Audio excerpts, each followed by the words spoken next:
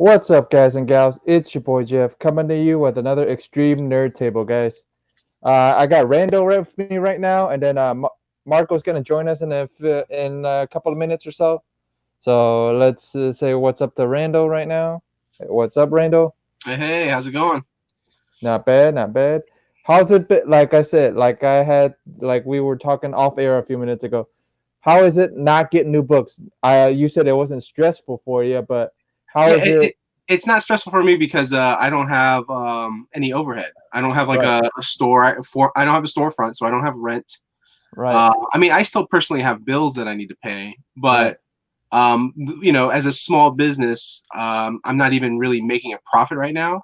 right, So right now, everything for me, it's just in limbo. It's on hold, which is right, okay. right. Um, one of the things that benefits me as a small business is I don't have a lot of customers. So worst case scenario, if some of my customers are like, "Hey man, times are tough and I got to quit comics and I can't order anymore," it doesn't hurt me. I'm like, okay, Right, right, right, it right. technically almost makes things easier for me, technically. Uh, Technically, yeah. but I mean, for the most part, the thing that's hurting me the most is that I don't have a. I mean, I have a job, but the problem is the job right now is shut down because of everything that's going on. Right, And so this would have been my opportunity to make money, save money, right, and help with my business. So like it's a missed opportunity. right, I mean, hopefully that $1,200 that comes in, that'll be great. That'll right, most definitely help me out.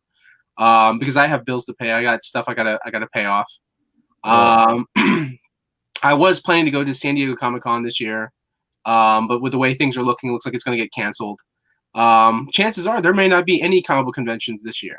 I mean, if we're lucky, maybe New York Comic Con happens in December, maybe, but I don't know. There's a lot of stuff. There's a lot of talk going on, so right, nothing is guaranteed. Nothing is set for sure. right, So in the meantime, because I was saving money for SDCC, so like worst case scenario, if I get depleted on funds and I haven't found another job, I still have a little bit of money to get me by. But right.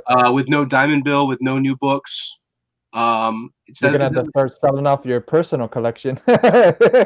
Yeah, well, I mean, what's funny is like I need to organize my personal collection because not every Right, comic book that I have that I own, um, I don't need. It's not like the main books that I personally want to keep because I'm a Superman fan and I'm a Green Lantern fan.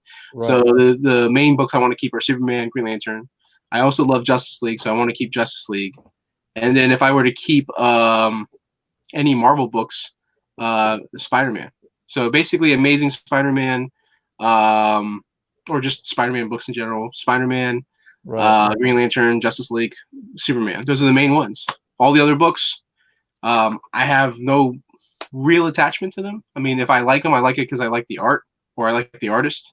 Or if I like the series, it's also because I like the writer who wrote the book. right. Maybe Buffy. Probably keep my Buffy collection as well too because I'm a big Buffy fan. Uh, Like Donny Cates. oh, is Donny Cates a Buffy fan? Yeah, he's a big Buffy fan too. Oh, cool, cool. Yeah, and If then I ever run into him again, I get to talk yeah, talk with him he does about Buffy. he does uh he does a live stream now on Saturdays. He does a book club on Saturdays for his what is it uh Devil's Advocates. Oh For yeah, his yeah, little yeah. So he does a little book club thing since we're all locked down. So he does a little that's Saturday cool. night book Yeah, club. it gives him a little extra something to do while because I'm sure like within his free time he was doing conventions Mylar Madness. and doing Oh signings. no. Marco's here. What's up, Yep. Marco? What's up? Uh, Hopefully I'll be on the whole time. Okay. Before I got on here, like 15 minutes before, I had this wave of nauseousness that hit me. I was like, "What the fuck is that?" Oh boy. Uh Uh Oh, oh. so it oh. just came out of nowhere, and I was like, "What the hell?" It's your Um, turn. so we'll see how this goes. I don't think it's that. I think it's when I get anxiety. July. Then my the nausea goes up too. Like it was nausea, and then like kind of like Queasy. vertigo. Oh, okay. Like it was Okay. like a weird like I felt weak. Yeah. Um, And that happens sometimes if I get like anxiety, which I wasn't really worrying about anything. So I don't know why. Right. I was just like, oh, I gotta finish reading this, and then I gotta do this before I go on to the chat. But I was like, that's not enough. But sometimes even the stupidest things will like trigger my anxiety, and then I'll just be like, I know what you mean. So I've seen you firsthand sometimes freak out about like little things, and I'm like, what's going on here? Everything okay, man? yeah. I cough a little bit. You look at me and you're like, if you're sick, friendship is over. Oh, but yeah. So how you guys doing in the apocalypse? Man, not too bad, man. Not too bad. Yeah, job's gonna furlough. Yeah, my job's gonna be furloughing people now. What? How is that possible? You're the people that Yeah, I know. That doesn't make any sense. Like I even said that, but they're the 50% of employees. They have to furlough 50% at least. You know what? That sounds to me like some rich people want to make sure that their money, right. You know what I mean? Because they're like, oh, we're doing so well right now while we're getting all these tests in, for. But don't forget, some doctors' offices aren't actually, some aren't actually open right now. Well, that's what I'm saying. That's why they're all like, because like, oh, but now the personal doctors' offices are closing, so now we gotta, make sure that all this money we've been making doesn't like, go away, and it's like it's bullshit, man. So they're gonna furlough you. I mean, lucky not though. me, but it's our choice. You were like they want at least a couple of people to choose to do it. Then they won't have to go. The big managers won't have to go. No one's gonna choose to do it. They're gonna have to go through and be like you. But here's the thing. So the one benefit is you apply for unemployment, and you're gonna get your unemployment plus extra per the stimulus. You know, so you're probably gonna be making the same amount you were making before or more. But then the only problem is you have to apply for it in Florida, and their whole website is messed up. Messed up right. Oh yeah. I think I saw in the news that they said, which is so stupid. Like, what was the point of like the money that they spent on the website? But they said that apparently the website's having issues or problems, and so you need to fill out a paper. You have to go on their website, print out the application, fill it out, and mail it to them. By the way, they have you applied for unemployment, Randall? No. Why? Why not? Well, because I mean, my job technically. You're technically considered furlough right now, if that's the case, because they're shut down, so you're considered furlough. Even if you're not furloughed, they still shut down. It's your unemployment. It wasn't no fault of your own. You should have applied way back when. You need to apply, get on it, so you get the money, and then the extra money on top of that. All right. Well, I mean, I'll ask my employer just in case. Well, if she has you down as an employee, you count. She doesn't pay you. No, I know, but I mean, it's weird because it's like, okay, so when they do furlough, they're only doing furlough for full timers, right? No, furlough has nothing to do with it. If you're unemployed, you can apply for unemployment. Has nothing to do. Furlough has nothing to do with anything. That's the thing is like I'm not unemployed. Like her job didn't close down. Yeah, furlough the same thing. Furlough, you're not unemployed. It means, furlough, I'm not unemployed. It's just they're waiting until work goes back up. Yeah, you still get unemployment though. Yeah. So you still get the unemployment. Don't sit there being like, I ain't got no money, and then everyone has to yell at you, bitch. Why didn't you go for unemployment? Yeah. It's easy. That's true. Yeah. And plus, if you're lucky, they might backtrack it because they might ask you on the paper like, when did you go? And then so they might be like, oh, okay, then we got you for the weeks. And I'm not 100% sure on that, but either way, you're gonna get covered, and then possibly get the extra on top of that. So get your money, man. Yeah. Okay. If you need help, just call me this week. Okay, I will. So how's the apocalypse treating you, man, Marco? Good. I mean, there ain't no. Yesterday, I went to Chuck's, which I don't know if you guys. There's only two. I don't know if they sell the one in Tampa, but Chuck's is like a health food store. Okay. It's like a family owned or something like that. There's one in Brandon. How bad was that? Not hardly anybody in there. We went. My mom had these box of masks. When she used to work in the hospital. Yeah. So I put a mask on. She put a mask on. We went around. Hardly anybody in there. Wasn't touching any doors. I was just kicking open doors and walking in. I was just like, and we got some stuff. We went actually for like a few things, and then we ended up getting more than a few things because Chuck's has some good, stuff. Chuck's is mainly like they did a lot of like vegan stuff or vegetarian stuff. So we went and got some stuff there. I also got this really good cookie they do, and they have in different flavors. And the one that they make that I like the most is a lemon poppy seed cookie. No taking drug test. Seinfeld, the lemon poppy seed. So I got that. We went there. It's funny walking around with masks, and just being like, just being like, what's up? Hey, what's up? Don't worry, I don't have it. You guys are easy to walk around with masks. An Asian guy walking around with mask and gloves on, everybody's gonna be looking at you like you got the right?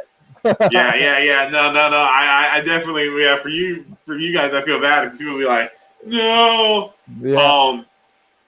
But outside of that, I think the last time I went anywhere was maybe like, I don't know, 4 or 5 days. But mostly anytime we go out now, it's just, to get some groceries. You know what I mean? Right.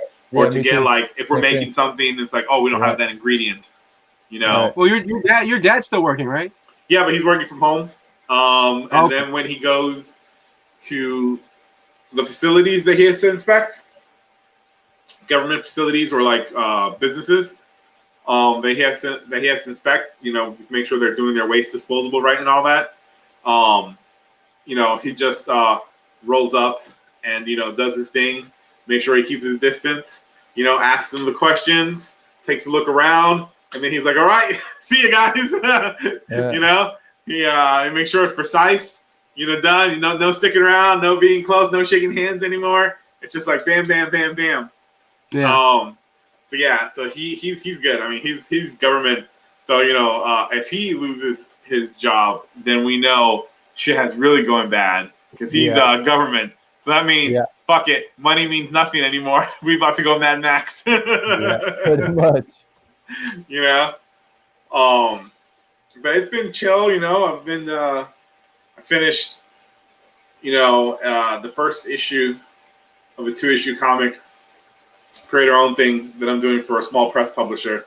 Oh, so that's good. I finished the breakdown, not the script, but the breakdown. So damn. I have to type up the breakdown and send it to the publisher tomorrow, and then start this week on the 2nd issue breakdown. And then I also got to later this week start on this issue breakdown for another publisher project, for an indie publisher. Got to do that, and then I'm sure there's some other stuff I'm forgetting that I need to. I'm waiting for an artist to get back to me on this pitch. Right. That's going to be working with me on a project, so then I can have them do a few designs and then include those when I send it to the publisher that's interested. Just doing that stuff. What are you guys doing during this, besides you, Jeff, working and you, Randall, chilling? And then, my birthday's tomorrow. Oh, nice. Happy birthday, Happy birthday in case, I forget tomorrow. Yeah. Man, because tomorrow I took it off, so I'm probably gonna go get something, man. Probably get something to eat or something. They're gonna call you tomorrow and be like, "How are you enjoying your birthday, man?" "Oh, enjoying it really good." "Well, just want to let you know we're gonna furlough you." You son of a. Like, so what did you get for your birthday? "Oh, I got the coronavirus."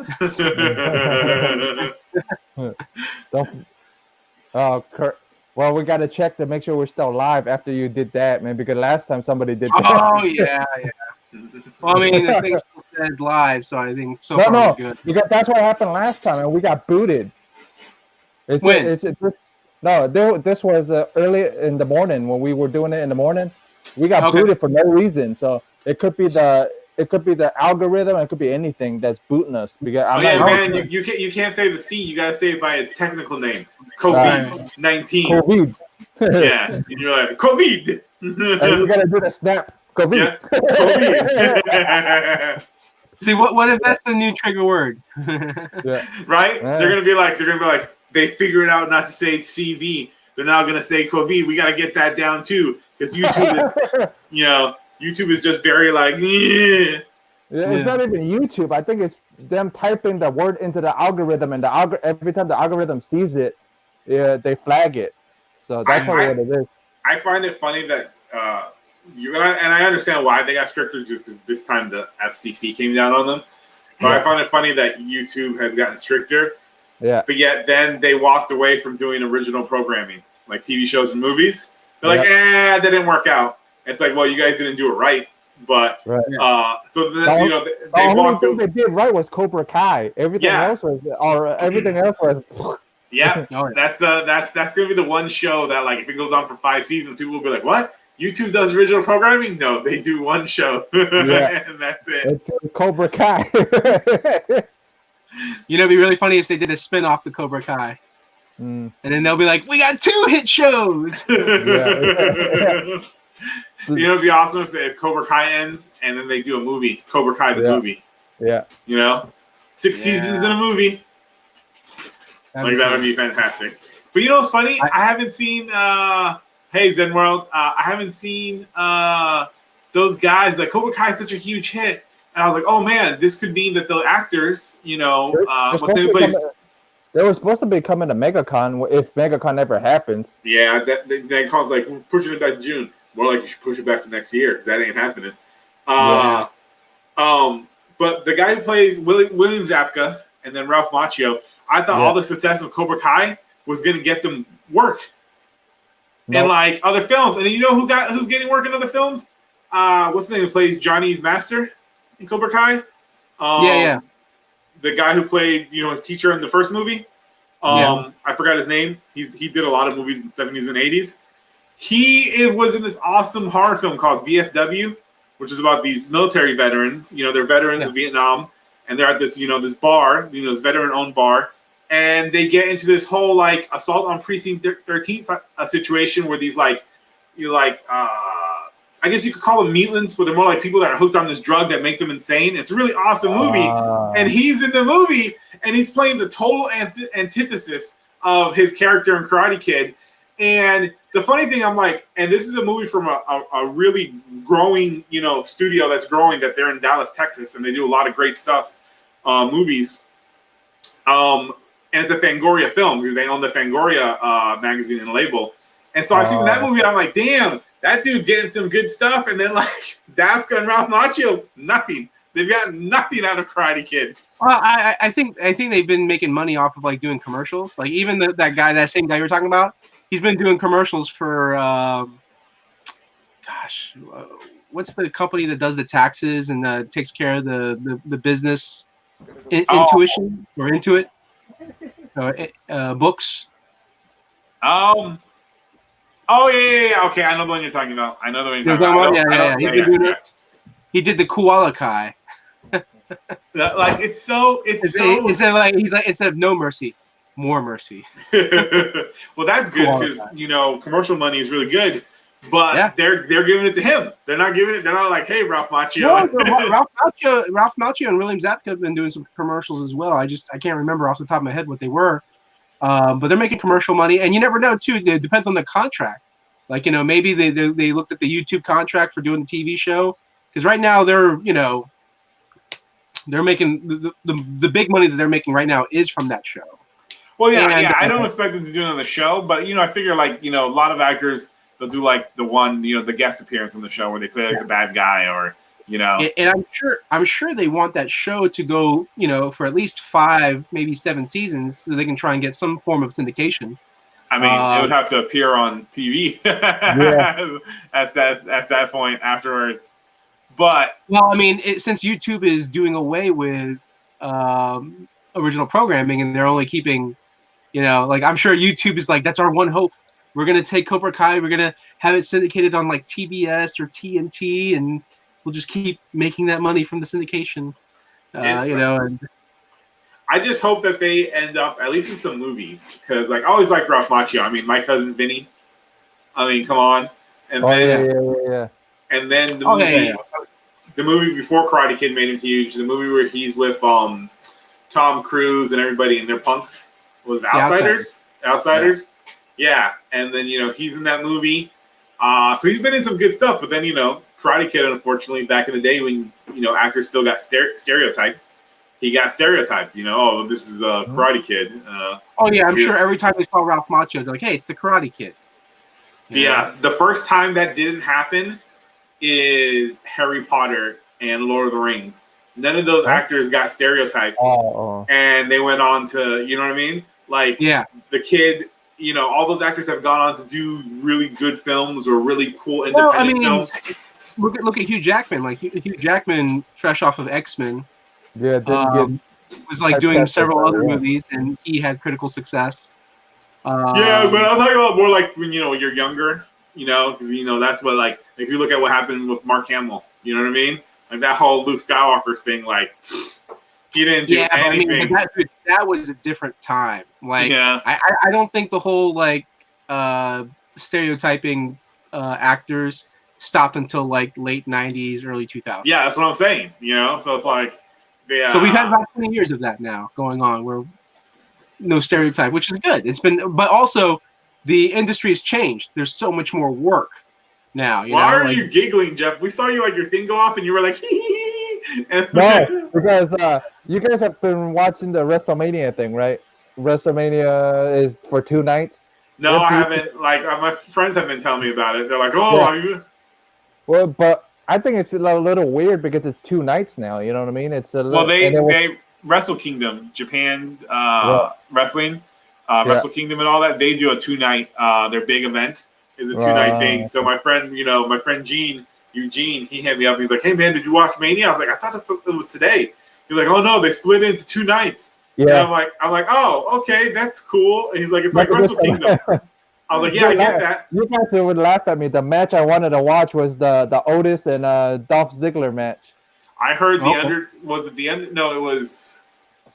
Undertaker? Yeah, the Undertaker match was really good too, man. It was Undertaker versus what's his face, right? AJ Styles. Yeah. Everyone said it was insanely good. It was like a horror movie. Yeah. It was really good, man. So yeah, I guess they took advantage of the no audience. Yeah. And made WrestleMania awesome. You know what bugs me? And like I'm telling you, man, it's a missed opportunity. This would be viral. This would be gold if WrestleMania had just one person in the audience. One person in the audience just cheering, and then the camera keeps zooming in on the audience member, just going like, "Yeah!" And everyone would be like, "Not even that." If the audience they had other wrestlers in the funniest thing, like, yeah, if they had other wrestlers in the crowd, it would be And you see the 2 wrestlers in the ring, and then like 40 feet away from the ring, but out in the middle of the stand, one dude those people in the locker room. Don't forget they got all those guys in the locker room still. You know what I mean? They could all have them sit out in the arena area, and No, but I'm talking about like one actual like super fan. Like, they could have been like, "Congratulations, you were the one fan chosen out of all the other fans. You get to go to WrestleMania. Just you.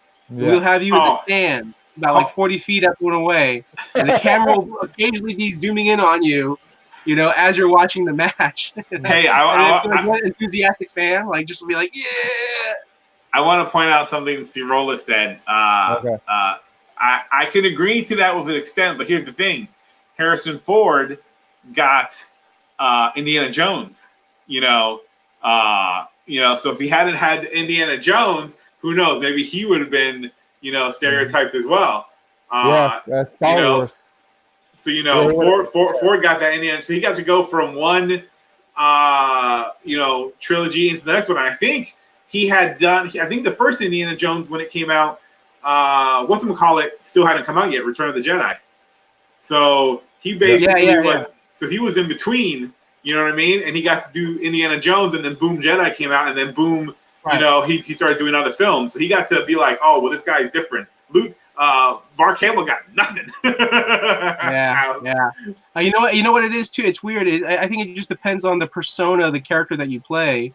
That I think helps as well too. Because look at Sean Connery. Sean Connery he played James Bond. He played James Bond. He played the guy in Highlander. You know. Yeah, he I feel played I a don't lot. I don't and also I don't think it happens a lot for kids, young adults.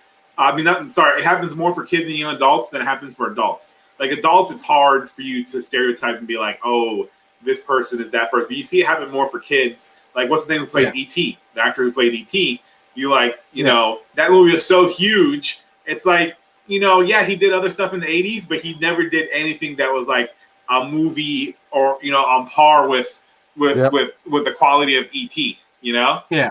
It wasn't until later in the 2000s. It has to be like a big film, and it has to be like him playing some kid character or whatever. It wasn't Well, until I don't know, because I mean, you had Christopher Reeve, who was Superman, and he had trouble getting work after Superman.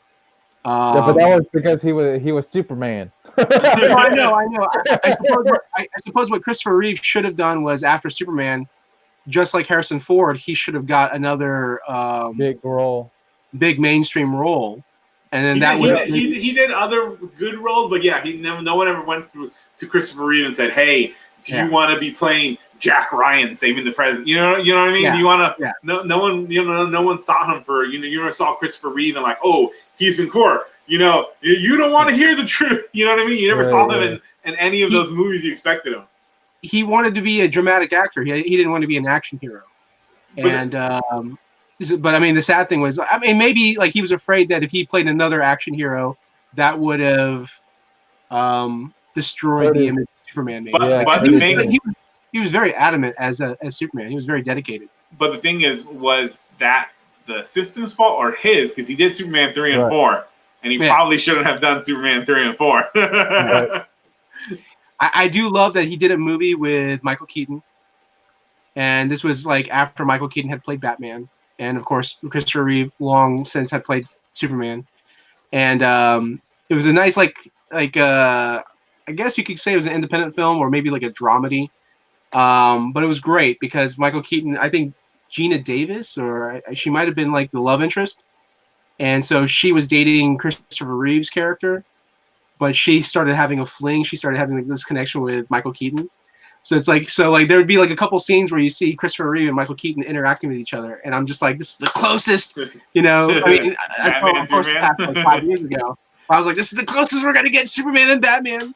You know? And then of course we get the Batman v Superman. So Christopher Reeve did do this movie with Jane Seymour, where he goes back in time to like I think like the early 1900s or like late 1800s, somewhere in time. Yeah, it's a romance sci-fi. He did that, and then he also did John Carpenter's. I think Village of the Damned, you know? So he was in that, and he was good in that. Like, I like Village of the Damned. And I remember that was supposed to be a big role for him. And I think right after Village of the Damned is when he got into his accident. Yeah. And then he got paralyzed, which was sad because who knows what he might have done, who knows what roles he might have appeared in. Maybe he would have been in Crisis on Infinite Earths as Kingdom Come Superman instead of, you know? I know. It's sad. That should have happened a lot sooner. You know? It's like, it's like you never know the roles he would have played. It was sad because I think Smallville was his last thing, right? Right before he passed? Yeah. I think so. I mean, he did some TV movies where I think he like acted and directed, I think. I remember those. Well, I didn't watch those, but I remember seeing about those. Didn't his wife pass too? His wife passed. His wife passed like maybe a year after he passed. She had cancer. Yeah, I mean, the person who, and you know what? God bless him, man. He's doing really well. Christopher Reeve's son looks so much like Christopher Reeve, you know. And is he an actor? Is he an actor? No. He's into sports, and I think that's sports broadcasting or sports news. What? That's crazy. Yeah. I was just like, good for him. I mean, like the guy, you know, like when you're a kid like that. Let me see here. And both your parents die like around the same time, you know, and like his grandparents basically raised him, but like obviously, you know, with their fortune and their you know estate, you know, he was able to, you know, pursue what he wanted to do, and like he's got his own career going on now. He's got his own thing going on. I think I follow him on Twitter, and I'm really impressed. I'm impressed with the work that he's done, and like he continues to do like the charities and stuff like that. And so yeah, He hold on. He's got like 3 kids. Three? One looks like one looks like he could be Superman. Oh. I guess Christopher Reeve married a British woman because it keeps saying his kids are British American. Yeah, no, it's his youngest kid, and the one that he had with his last wife. Oh, okay. So he had more than one wife? I always thought he only had one. Yeah, I didn't know about the other one. Yeah. Yeah, he's got William Reeve, Matthew Reeve, and Alexandra Reeve. He had 3 kids. And how many wives? 2? Or 1? I don't know. Let me see. Let me see if Wiki will tell me the gossip. How many women did Christopher Reeve do the bad stuff with? Let's see. I've always thought it was 1. I've always thought it was one. Oh, he had a partner from 78 to 87, and then he had a wife. Oh, okay. So he was not married. I guess he was, living with somebody, for a long time. Probably had the kids first one. Kids with her. Yeah. And then I don't know. I'm not going to read the rest. I don't care. But one of my favorite things about Christopher Reeve is his friendship, his relationship with Robin Williams. For the longest time, I didn't know that they were like really, really good friends. And in fact, they were roommates. I think Robin Williams was living with Christopher Reeve before he became Superman, I think. And so and then when Christopher Reeve got into the accident and he had to have surgery done, he was going through depression. And apparently I heard that Robin Williams dressed up as a doctor and showed up to the hospital and was like, "All right, who ordered the enema?" or something like that. He was just making jokes and trying to make Christopher Reeve laugh. So here's the thing about Reeve. Like Randall said, you're right. They wanted him to be an action star, and he didn't want to be because the scripts he was getting.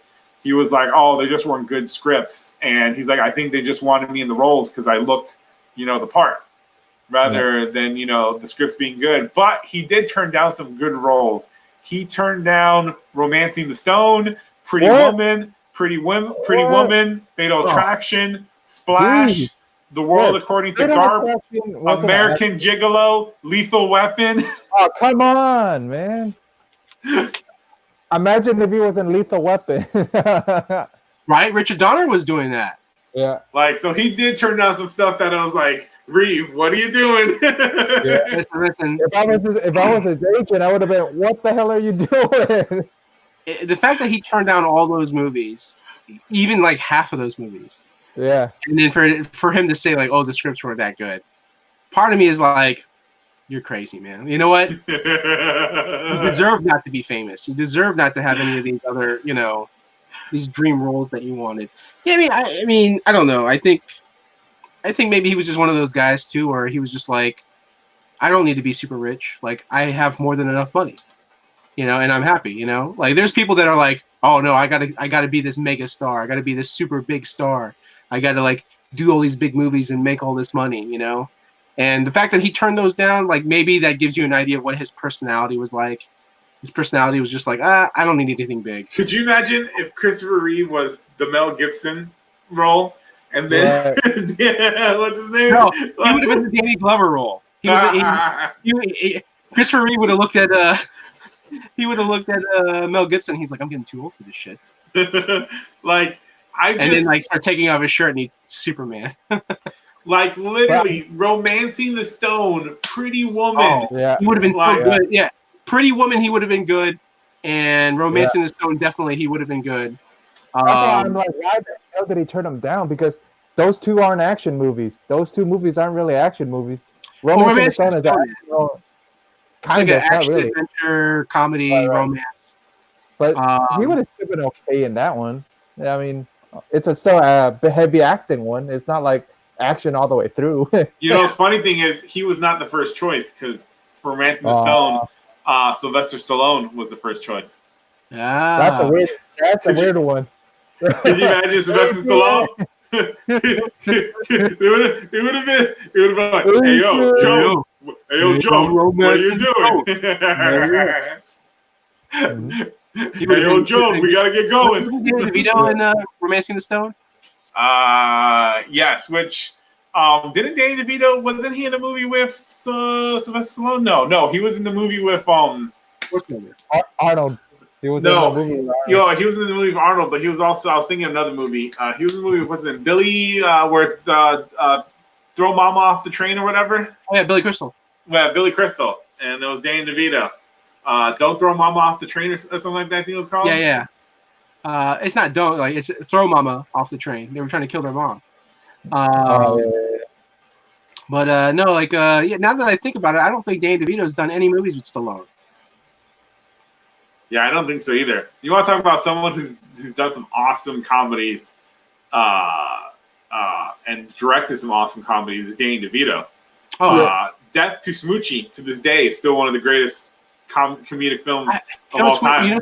I don't think I've seen all of that movie. I know I've seen most of it. It's such a darkly comic movie. Yeah. The bit that always gets me is the whole like Smooch Heil. You know, where the Nazis end up like becoming really huge fans of Smoochie. It's like Smooch Heil. Every single time, I always die laughing. I don't know why, but that movie is so good. I don't even think it's on Blu-ray yet, either. Maybe it could be on Blu-ray. It's such a damn good movie. Those are the type of movies they don't make anymore. That I hope.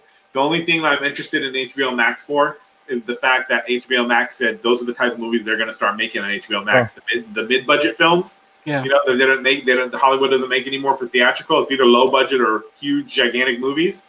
So did you hear about what HBO is offering this month?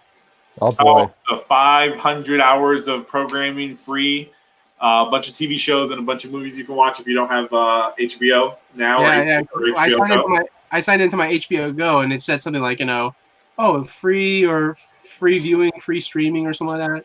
And which doesn't matter to me because I already have it.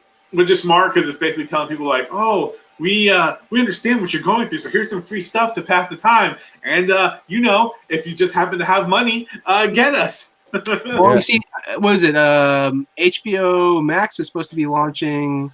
I think they haven't changed the date, and I think it's still May. Still May. Yeah. So if it's launching in May, and let's say everyone signs up for HBO Go, they try it out, for the whole month of April. I want to say probably mid-April we'll start seeing ads for HBO Max. Well, the great thing is if you have HBO or HBO Now, you get Max. You know what I mean? You're basically paying because you're already paying for HBO Now. You're already paying $15, and HBO Max I think it's supposed to cost $15. So then all they're going to do is basically just add to whatever is on HBO Go. Yeah, so it's great. Yeah, no, I think it's going to be like maybe there'll be a portal where it's like go here for HBO Max stuff. You know what I mean? Like when you open up your app, if you have HBO Now or the HBO Go app, it might be like click here for Max content or something like that, and then it takes you to another page within the app. Well, because the way it's designed, anyways, when you go on HBO Go, the way it's designed. I got a question for Marco. Have you watched the retarded thing called Tiger King yet? Here's the thing. Here's the hilarious thing about that. One, I haven't watched it. Two, when I saw people talking about it on Facebook, I thought it was an anime they were talking about. Because I really wasn't paying attention to what they were saying, right? But some of the stuff I was paying attention to, it just seemed like really absurd. People were like, oh my God, this Tiger King is so crazy. And, Tiger King sounds like an anime title. You know what I mean? So I immediately...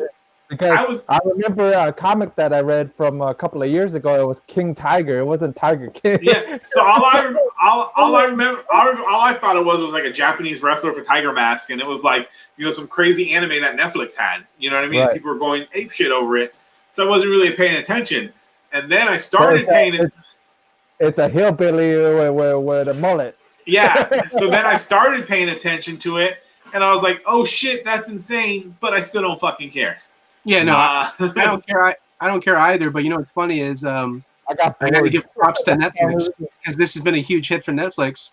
Netflix went ahead and I guess they movie. No. They went to the prison where Joe Exotic is at. Oh, okay. And they interviewed him at the prison, and they said, how does it feel to be famous? And he's like, well, I wish I could be out there right now experiencing the fame. He's like, but the only thing I'm experiencing is the four walls in my room. You know, it's like it's like nothing's different in here. You know, but it was just interesting, like hearing him talk. You know, and it's like Hey, this guy trying to run for president. The real question is, would Tiger King even be as popular as it is if not for the pandemic? If not, people were forced to stay at home and watch Netflix. Right. That's the thing. Netflix right now is killing it. They are killing it because literally everyone's stuck inside, right? So now even movies that people might have missed, because Netflix's algorithm is all based on like pushing their stuff first, and then stuff that they have on there that they got the rights to put on there. That stuff is secondary, and then it's based on what you watch. Like Jeff said. So I think before it was number 7, but I think now it's number 10. I watched the other day with my father this movie with Mel Gibson called Bloodfather. Really good movie. It's like a 90-minute action crime thriller, and it's really good. And it came out in 2016, and it's trending on. And I was like, wow, this is a good movie. And there's like these movies. There's this other movie. There's this Western that came out last year. That's an independent Western. It's trending on Netflix. Like it says, like the number, because they tell you what the top 10 trending films. They have that category now. They didn't do that before. Now after the Tiger King thing, now it's that trending thing is there. So they tell you what's So now this Western that out of nowhere, I'm sure if like this thing didn't happen, nobody would know this Western exists. So this is great for people if you got shit on Netflix that people might have seen before. Now they are, so that'll boost a lot of people's careers. So and they're doing it's doing really good for Netflix because people are signing up and if you guys got Amazon Prime, there's a retarded one. There's a retarded movie on there, but it's a B, like almost like horror alien movie with Wesley Snipes in it as an astronaut, and he's hunting these aliens. It's pretty fucking funny. Oh no, Wesley Snipes, man. Talk about a guy who... It's like an alien. It's like him hunting... Wesley Snipes needs to go back to doing sequels to underrated hit movies he had, like Passenger 57. Yeah. I laughed so hard. I saw it. I'm like, this is a little weird. And I got nothing else to do. I feel like he's going to be shifting towards comedies anyways because, he was in the Netflix movie with Eddie Murphy. No, but it wasn't even a comedy, man. He was all like he took it all serious in the role, so it's even funnier because he's all serious in it and he's killing these damn aliens. Yeah, I have a feeling he might be moving on to more B territory if he doesn't deal with his career better. The cool thing is he's supposed to be in Coming to America, too, and then he had that great cameo in What We Do in the Shadows, the TV show. Where they're basically the Vampire Council. That was funny. But he really needs to that dude got out of jail. It was like Wesley Snipes is back. It's like awesome. He had a TV show. He had a TV show immediately. That show got canceled. 3. Yeah, Expendables 3. He had a TV show that was on NBC where he works in Vegas. From John Rogers. Then that show got canceled, and it's like, and then he did these movies that people are like, nah, that sucks. And then he just kept walking around being like, Daywalker, bring me back as the Daywalker, Marvel. Bring me back. And it's just like, nah, man, black don't crack, but you're still too old to play Daywalker, At least I hope he plays a villain in the new one, just to be fun. If he's going to play a villain, I'd like to see him play a villain in Black Panther. Or Whistler, or play the a black Whistler. I mean, that's what they're gonna ask him to do, probably, maybe. Oh, what would be good for him to do? Since Jamie Foxx dropped out. Oh, Spawn. But he's too, like Marco said, he might be a little too old for that, wouldn't he be? Too old to play what? They'll de-age him for the scenes when he's Al Simmons. He's gonna be in makeup most of the time as Spawn.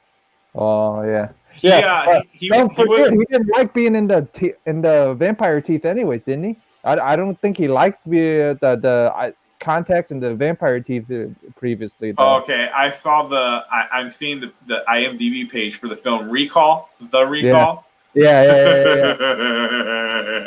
I told you. Oh my God, Eddie Murphy, no. Oh, he looks like a survivalist hunting down a guy. I told you. That's just Oh. bad. Well, hey, let me show off some comic books. I got to go to comics and stuff this past Thursday, and I saw Comics and cool. stuff is spreading the COVID-19. Are you? No. There was like, I went there like towards the end of the day. There's no other customers. It was just Tim and Pete. And Did you see Randall got so scared he had the COVID-19 he had to shave himself because he's like, no. Yeah. So let's see here. They had a really good sale. William would appreciate the sale. 20 copies, like 20 books of independent titles for $1. And they were doing For like $1? Yeah. Was it any recent stuff or just No, older stuff. Okay. That's still good. Oh yeah, Damn. yeah. 20 books for $1. So there was that, and then what else? The Marvel and DC back issue books. They were like 2 for $1. So I got this cool older. They didn't have like a lot of older books. This kind of. Is that a 100 page? Yeah. Oh, that's cool. You got Classic that. 100 page giant. Was that part of the deal, or was that a separate pricier book? No, it's part of the deal. I think it's just beat up. That's why they had it in there. You can see the spine right here on the side. See how it's torn. It's missing. Whatever. Still a good thing to have in the collection, just personal. Oh yeah. Just something cool to look at. Like those older books are great to look at. What was this? Detective Comics number 438. This book was probably in the 70s, I think. And then I also got some books that I want to share on your Facebook group, Marco, the 90s Strikes Back. Yeah. Yeah, I got that. Hold on. Before you continue, for anyone out there, it's 90s Comics Strike Back. Go to Facebook, go to search, type in 90s Comics Strike Back, hit, that you want to get in the group. It's 3 simple questions, and then you're in. All right. And then there's a new thing you have to do when you get into the 90s Strikes Back. You have to wear your Trump Make America Great Again. Hey, show that Alpha Flight again one more time. Yeah. Yo, man, look at that art. That dude, it was God, he was so good. I feel Scott like Clark. him better than I like the other one, the other guy. Scott Clark was an amazing, and I say amazing because I think he might have passed. Yeah, he did. I like that better than I like. Yeah, he died. He was so good. And then, Deadpool guy. I feel like him better than Deadpool artist. I didn't find the other felt. issues, but I got this right here, the Total Justice. Yes. That's Whose side? Get it? 90. Whose side are you on? Like dark side? Or the white side. I'm just kidding. That's messed up. Was it Christopher Priest? Christopher Priest wrote that. Ooh, Christopher Priest, gold, always And gold. then He's drawing Vampirella, as Jeff knows. also Writing Vampirella. I mean, Yeah. Oh, that's when I think that's Duncan. I think it's Duncan Rollo. Yes, Duncan Rollo's art when he took over. Yeah. I also like that art too. Yeah, Duncan Rollo. He did a great Metal Men miniseries that he wrote and drew himself for DC. That was awesome. And then I also had to get this because I do love Jim Chung. Oh yeah, Early Chung. Early Chung's got this very comic booky, funky, like it's so good. Like later on, it becomes a very just like more European style. But that early stuff is very comic book awesome. Yeah, that Maverick book was good. That's cool. That's a good book. Oh man, Marvel's. I remember in the 90s when Marvel was like. And I have to do this too because I do love.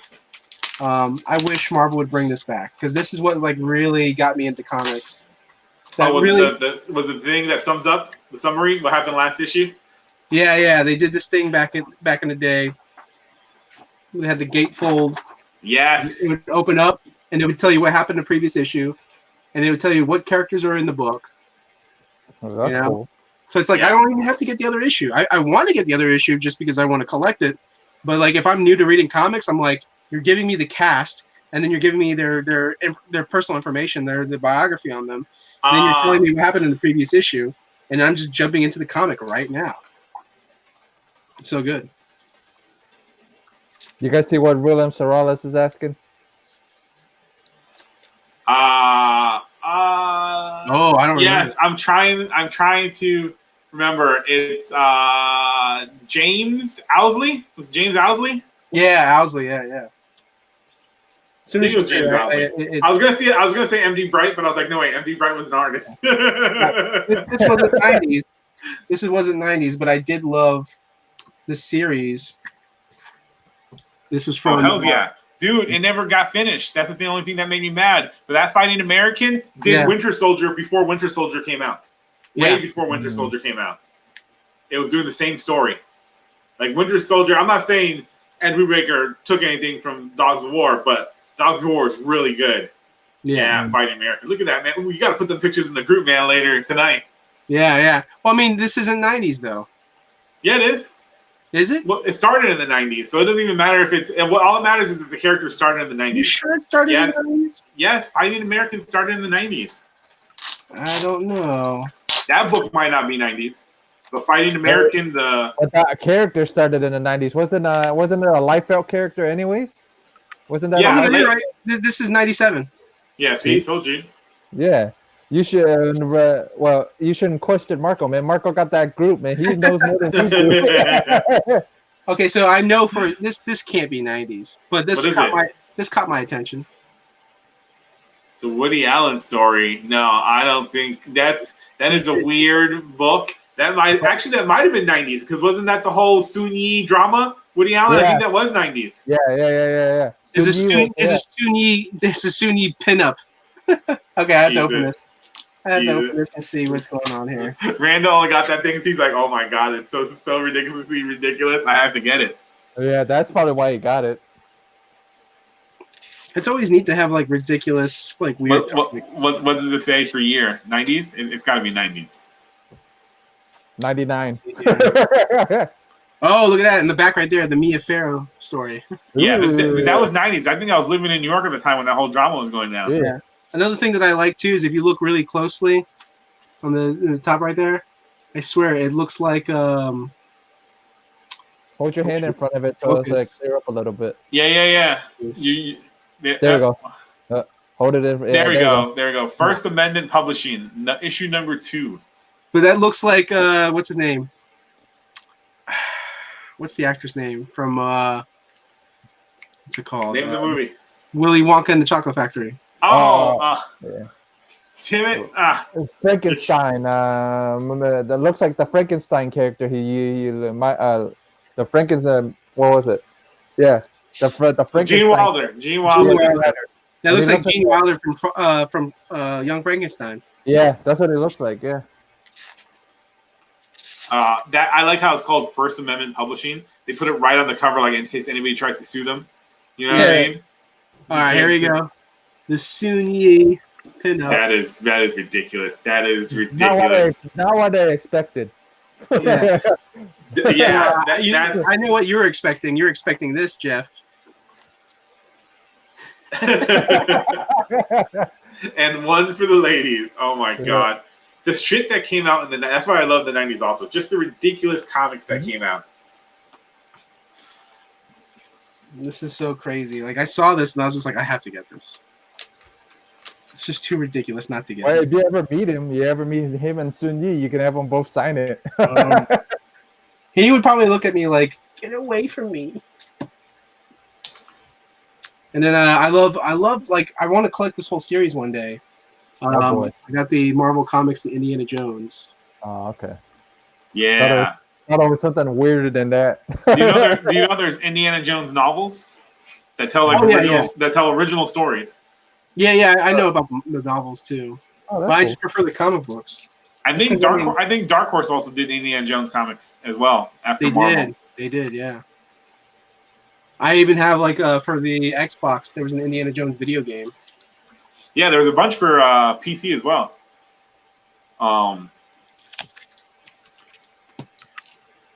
Let's see what else I got here. Yeah, the shops are closed now. All the comic shops are closed now.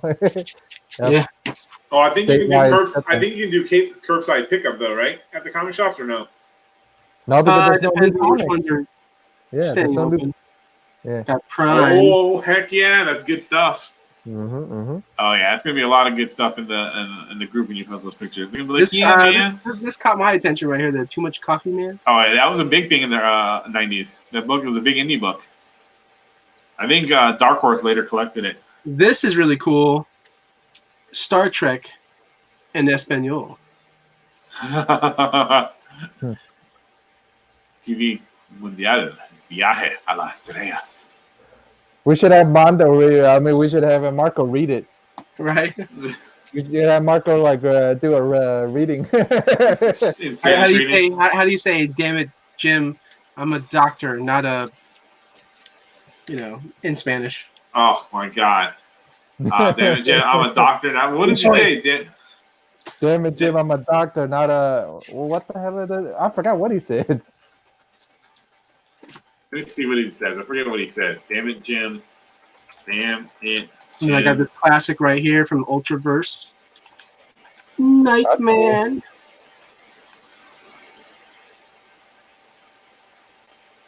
Oh yeah, that's good. The TV show, not good. That comic was good though. Number 2. Oh yeah, Man. yeah, I remember that. Yeah, I missed the Ultraverse. That was such a good universe. I remember watching that, the Nightman stuff. I remember. Yeah, me and Marco will go to this specific Best Buy, and every time we walk through there, I'll see that they have a copy of the TV series on DVD sitting there, and I'm just like so tempted to buy it, but like I'm broke, so it's like, ugh. Nightman number 5.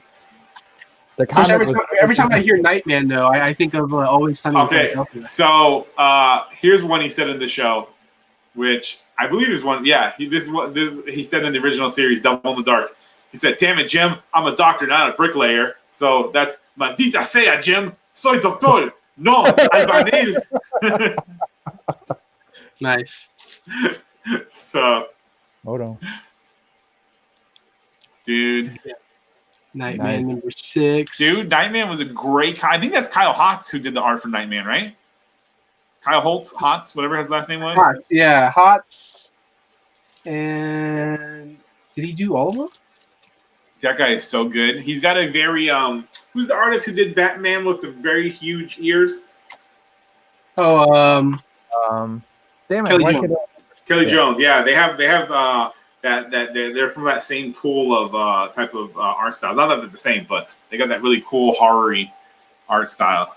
and then look at these old ads right here. Hells And yeah, then, because losing sucks. The super advantage. Yes.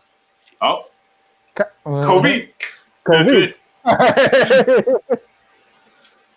And then this was probably like from the revamped series. Oh, the Marvel one, or is that like no? No, it's still Malibu. Oh, okay. Unless maybe no, it has to be no. This was like a mini series, I guess. So I know And then, Marco. I don't know if I'm gonna show all of these. But actually, let me show these other ones off real I know quick. Marco enjoyed it this week where he didn't have to help you sort those new books. Well, no new books came out. I always look forward to that time, and so like, usually, I don't. Oh, hold on. Oh yeah, Weapon Zero. That's gold right there, baby. Weapon Zero. Never been collected in trade. I do not know why. Top Cow needs to get on that. I will buy all those trades. Here you go. The special winter, Single the issues, you special can winter always- lingerie edition. God bless the 90s. They're like, let's do lingerie issues. Let's do Oh, swimsuit yeah. specials. It's like, what? And then I love just coming across the licensed books. Like this is the Lost in Space from Dark Horse, but this is Oh obviously yeah, I think that was. Oh, was based that on the based? movie. Was it based on the movie? Because they got Robot back there. He looks original, not like the movie one. Oh yeah, you're right. Maybe unless they're crossing in a different universe. Possibly. Dark Horse is the king of licenses back then. And then a random Archie comic. Randall's like, screw it. It's 20 for $1. And then I got this, which is funny because I've never seen the movie. You've never seen Snakes on a Plane? Nope. Got this, Nick. Have you not seen Snakes on a Plane? They even had a popular music video. Yeah. MF on the plane. MF That's written by flips Chuck up the- Dixon. Did you see that? Yeah. It says it's written by Chuck Dixon. That's funny. Yeah. And then this stack right here, I'm not going to go through the whole stack. Yeah, But the main just fan it out a little. Yeah, the main reason I got this is because this is the Continuity Comics. Hell's yeah, Neil Gaiman's company. Neil Adams. Sorry, Neil Adams. Neil Adams company. So we had Miss Mystic, Megalith. Yeah, the one I like Continuity Comics was Captain Power comic book. This one's cool because this is shiny. Hey, look, Barbara's in the chat. Oh yeah, she wrote Snakes on a Plane. See, even she knows Snakes on a Plane. Yeah. Well, she said before that she likes like those like B movies. Hey man, the movies are great. Oh yeah. I sent her the invite. If she wants to hop in, she can hop in. I sent her the invite. So now this giant stack here, I have. What's that stack? Okay, I know William C. Rolls will appreciate it. He probably already has the whole complete set. What did you get? Like 200 comic books for $10? Pretty much. I think what was it? I paid $5, so 5 times. That's 200. No, that's 100. That's at least 100 books. That's really good. Yeah, and so I got a whole bunch of. I'm sure I already have a lot of these. I just can't remember what issues I have. I need to literally like get organized with it. But I got the cross gen. Hells yeah, that's gold right there too. If you want to show them off, show them off. Yeah. If you want to show them off, show them off. Dude, cross gen. That's Greg Land art. That's cool. So Greg Land. It's amazing how many of these like people who've worked on these books. It's amazing like how many went on to like become big artists. See here, we got Soulist, number 8. Oh, forget the shine. It looked a little weird. I thought it was like a back of a chick's back. This is cool. Oh, Mike Perkins. Oh, that's a great book. Kiss Kiss Bang Bang. That is awesome. It's very James Bondy. Yeah. I like Tony Bedard. He's awesome. He's a nice guy. Mystic. Yeah, Mystic. Dude, all the cross-gen books were awesome. Did Image collect Mystic now? Didn't Image collect? It might be another book called Mystic, but Disney owns cross-gen. They bought the rights. Okay. Which sucks because it's another property that'll never come back because Marvel owns Malibu and cross-gen. I mean, it's like, come on. Sigil. Sigil. So, for now on, it's Sigil, whatever Randall called it. Steve McNiven, the great artist of Civil War. That's cool. New Avengers. Like I said, just show them off if you want, man. It doesn't matter to me. That's what people want to see is comics. So. Yeah, they're already mad at us because we're talking about a bunch of other bullshit. So they're like, thank God Randall's got comics to show off.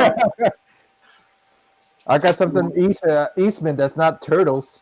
This is cool, like Dale Eaglesham. That's cool. Yeah, dude, Sigil is one of the best books. Yeah. So I'm telling you, everything cross-gen was gold. I don't think there was a book I hated at all. Had like real top talent. This is cool. Ron Wagner did this issue. I like Ron. Dude. I like Ron Wagner's art. And then my favorite book from them was Route 666.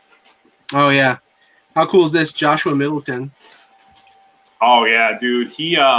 Was it one of his first works? Was Middleton's first works? Was it that? It wasn't one of his first. He did a creator-owned thing that I think only got like an ash can or one shot out. And then I think he went to CrossGen and like he blew up at CrossGen. That book that he did at CrossGen, Barbara Kiesel wrote. Yeah. What was this? This one's a legendary artist, Mike Waringo. Oh yeah.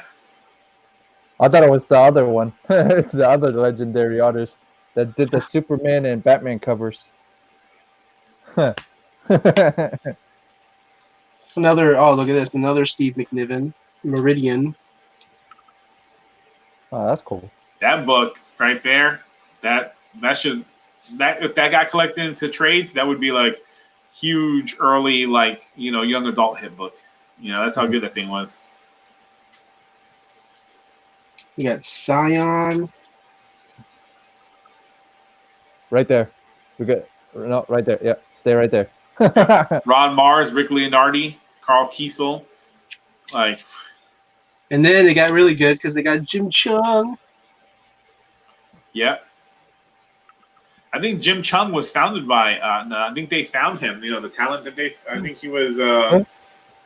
Only reason I'm laughing because you said Jim Chung was fat the wrong way. That's the only reason. Nice. Dude, his art really came into its own during Scion, during his time at CrossGen. Oh, And yeah. after they fell apart, he jumped. I think he might have jumped tomorrow before CrossGen fell apart. He did a lot of issues, I think, for Scion. And then, dude, Steve Epting on Crux. Oh yeah, Steve Epting is fantastic. Dude, I'm telling you, all those books are great. And what's awesome is they had that superhero feel, but they were science fiction, fantasy, horror books. Randall, You keep know? showing books. The number of people keep going up. So keep showing books. Oh, Yeah, what are the views at? Like Randall, you're saving the show. Yeah, eight right now. So every time he shows a book, No, it goes you know what it is? It's because Barbara joined in. up. Barbara joined in. The people always follow. So Crux. Paul Pelletier, more Steve Epting. And William C. Rose has all of them except for 5 issues of Ruse and 2 Kiss Kiss Bang Bang books. Oh, how funny would it be if that one Kiss Kiss Bang Bang is the one you don't have? What is that book? This is another issue of Crux. Oh, okay. Cool, Like I cool, said, cool. it's just shit. Yeah, see, show them off because the number goes up every time you show them off. Yeah. I'm trying to find ones with different artists. Well, I can show something off that everybody that thinks of Kevin Eastman only thinks of Ninja Turtles. I actually got something that's not Ninja Turtles that he's done, and it's like probably early 2000s he did it. Yeah.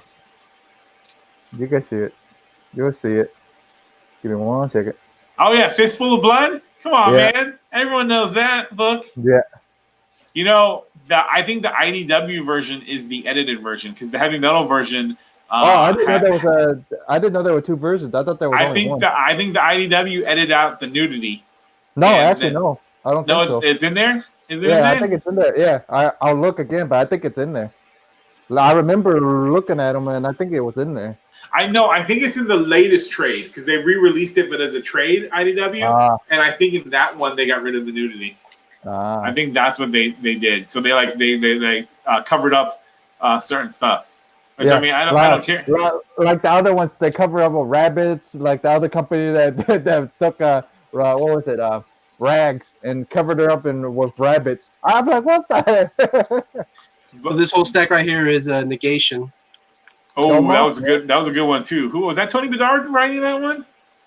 The first ones, maybe the first couple of issues was Tony. Is it Bedard or Tony Bedard? But the first couple I think were him. Well, and, if his last name is Hispanic, because he's I think he's half Puerto Rican, it would be Bedard.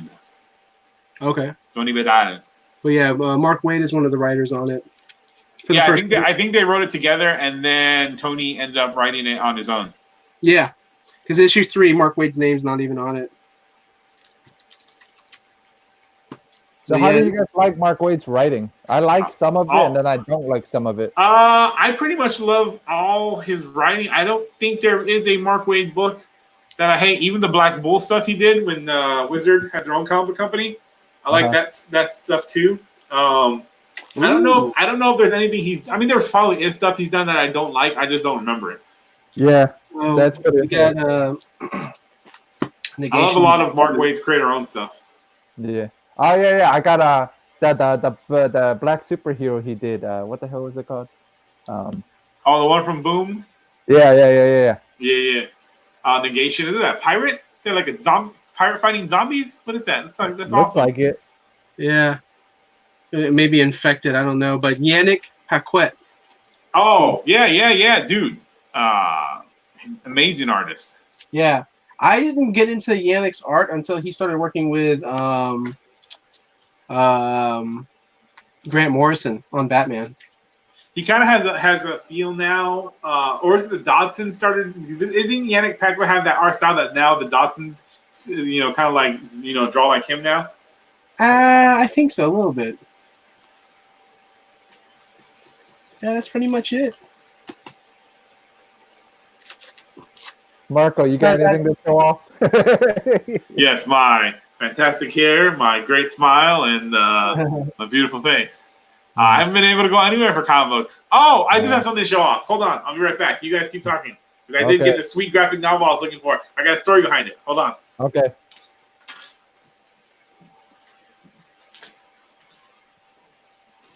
So, Randa, when are you going to end up organizing everything for what are you going to end up doing with it? Anyways, all the stuff that's not Superman, I know you're going to try to get rid of. So how are you going to try to get rid of it? I mean, my goal is to kind of like organize everything together and sell it in bulk, kind of like sell it in a set. That's one of the things that I like that I've noticed from other comic book stores, like the one in Brandon, the Urban Legends comics. Yeah. To me, I mean, I didn't frequent stores that often, but like I felt like they were like one of the first stores to do it. But I wouldn't be surprised if he saw somebody else doing it and he copied it and he did it for his store. But like he would, he did it. He started doing it out of his backyard like that. So no. Yeah. But what he would do is like, for example, there'd be like, let's say there's a miniseries. He'd take all the issues of the miniseries and he'd put it all. He'd wrap it all up in one pack and sell it as a pack. So this one I should leave for last. So I got two things. So I was you weren't here last week. I got to show you there's something from last week, but show off your thing. I'll show you mine after. So I love Paul Pope's work, and then there's this artist that kind of has a similar vibe to Paul Pope, and his name is Ronald Wimberly, and he did this book years ago at Vertigo called Prince of Cats. It's sort of an adaptation of Shakespeare's Romeo and Juliet, but from the side of Juliet. No, not from the side of Juliet. It's from one of the other characters. I forgot which character it's taking the side of, but and it takes place in New York in the 80s. So I didn't want the Image re-released it years ago, and they did re-release it as a hardcover with a what's those things where you wrap around the hardcovers? Dust jacket. Dust jacket with a dust jacket. And then later on, when that went out of print, they released the softcover version. I didn't want the softcover version. I wanted the hardcover.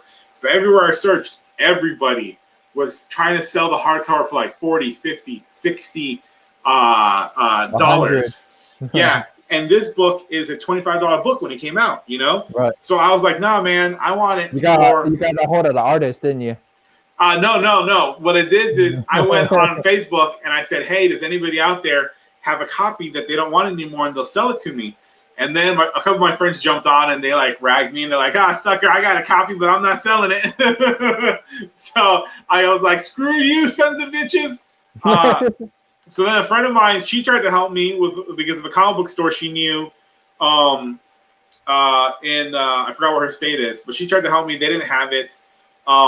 Then she tried to help me with another connection, but they weren't able to get it. So then I contacted this comic book store I used to go to in California in Long Beach called Pulp Fiction Comics. And they were like, actually, we might have it. We'll check tomorrow in the morning. And I was like, sweet. So they checked and they're like, sorry, we don't have it. And I was like, okay. So at that point I was like, well, never gonna get it, right? And I was updating every time. I was like, oh, this person might have it on Facebook. I would update. So then a good friend, he hit me up out of the blue, and he was like, hey man, are you still looking for Prince of Cats? And I was like, actually, hold on, let me find out what his name is, because I want to be like a good friend and then just be like, mother effer, why didn't you just say my name?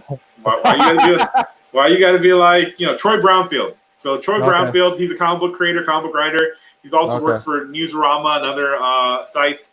So he was like, as a news writer, interviewer. Yeah, he's like, hey man. You should try to get him on, so we can interview him and stuff. So he was like, hey man, I think I have a copy that they sent me from back when he was doing all that stuff. Yeah. And he was like, and it's sealed as well. He's like, do you want it? Like, you just have to pay for shipping, and I'll send it to you. And I was like, yes. So he checked. He did have it. He sent it to me. I then paid for the shipping. Open it. I did open it. Screw it. I wanted it. I wanted it to want this, not to collect it. And I'm just messing with you. it came in the mail. I think a week or two ago, and I opened it up. You wipe it down. Make and it's beautiful. COVID. Oh yeah, definitely. Prince of Cats. Oh, okay, that's cool. Look at that. Never seen it before, but that's really cool though. And it's got this beautiful dust jacket. So if you hear that, that's nice. Yeah, that's the. I like it. Yeah. So, and then what if that's the name of the spin-off show for Tiger King? So then here's some of the sweet art in the book. It's very cool, set in the 90s, adaptation. Romeo and Juliet. I forgot which character it's told through the eyes of. I think it's one of Romeo's friends. I think it might be the character that John Leguizamo played in the Romeo and Juliet live action film that came out in the 90s. They might be from the perspective of that character. Yeah, so then, it's got some sweet... It's got, at the end section, it's got this making of section where I feel the paper is different in the making of section, but it's got the sweet, like, behind-the-scenes stuff, thumbnails, all that. Cool. I like that. Pages. There's some... I think I might have missed the character design section of the... Oh, there you go. Wait. There's a page in here that shows character designs. Can't find it. Oh yeah, there we go. Like right there. And it's a very it's an 80s hip hop, era it takes place in, but they got like swords and weapons. It takes place in the 80s New York, which is the last time New York was, that awesome rugged exterior was 80s and 90s. And then here's the back, which has a similar design that's hard to tell because the book is black. Yeah. So that's cool. So Prince of Cats. So happy I have this in my collection of trades. And then now on to this next thing. So this came in. With it, huh? Actually, hold on. I need to open it. I need to mark off his name. Mark off his address. Yeah. I was like, son of a bitch. I would say hold it towards you. The address part, hold it towards you. Nobody can see it. Here we go. So, this I did not expect to come in the mail at all. Oh, okay. I didn't order it. I don't even know how I got it. I think it might have been a free gift. So, I follow this film company in Dallas, Texas called Cinestate. They put out these cool movies. They bought the Fangoria label, and now the Fangoria label puts out movies. They brought back Fangoria magazine. They have this new label called Rebeller.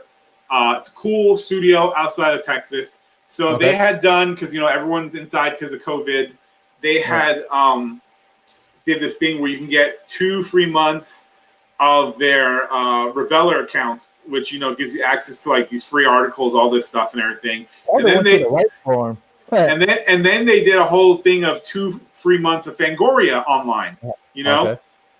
But they also have a Fangoria subscription because Fangoria comes out quarterly, and it comes out as a collector's magazine, a really thick coffee table type thing. That's 100 pages. Right.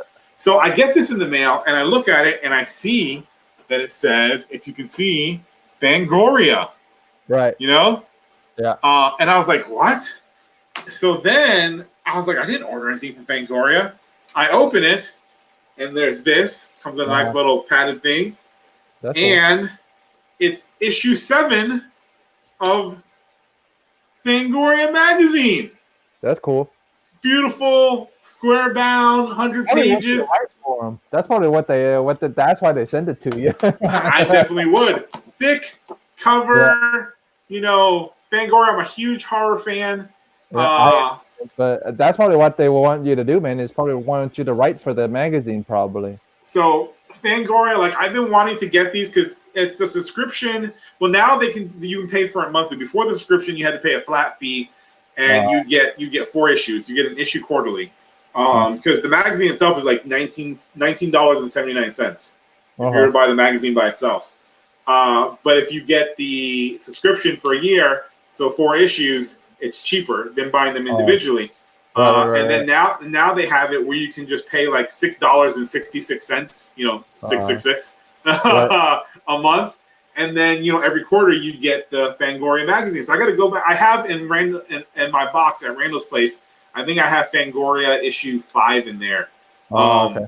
So I've got 2 Fangorias. I need to get, the other 5 now. So I got 2 of these so far because I want to collect all the new Fangoria magazines. You sure you didn't drunk buy stuff again? No. I don't have any money to. So I'm guessing what they did is when everybody signed up for the Rebeller account, the free 2 months, because after that, if you want to keep doing the Rebeller account, it's like $2 a month, and you get access to all this like podcast stuff that they do, to these articles that they do.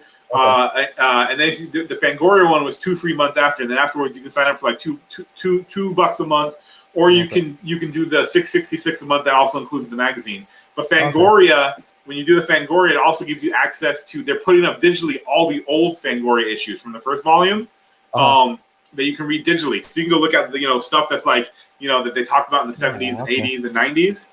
But that was really cool. I thought like getting that. I think they did that so that when people signed up, they're like, "Ooh, I should sign up for the magazine too." Yeah. Since you weren't here last week, I'm going to show you what I got from. Yes, it came in. Yeah, Brian Palillo, the mystery envelope. That's the that's the but that's from the Hell Witch book that they had problems with the printer and they had to get the other printer. Yeah. Okay, so you got the book and that's the mystery thing it came with because as their I'm sorry for. It's one of their tiers. It's called mystery envelope tier. Oh, okay, open it. Let's see what. I got the Don Mateague sketch cover. Only 60. Yeah, only 67 of these. 65 of these exist. Nice. Yeah. So I'm gonna have Brian and her sign it eventually when I meet him again. That is awesome. Yeah, and probably slab it. Dude, that is a find right there. Mm-hmm. Yep. That's awesome. That's why whenever I do the Kickstarters now, I'm just gonna grab a mystery envelope every time. So Brian doesn't draw, right? He just writes. He just writes. Yeah. He's like Marco. He wanted to be an artist too, but then he ended up writing better. Yeah. I'm curious if like DC or Marvel were to ever ask Brian Pulido, like, hey, you want to come over and do a mini series? You can choose any character you want to. He's actually talked about it. They actually have asked him, and he's actually turned them down a couple of times because they didn't want to go with some of his ideas.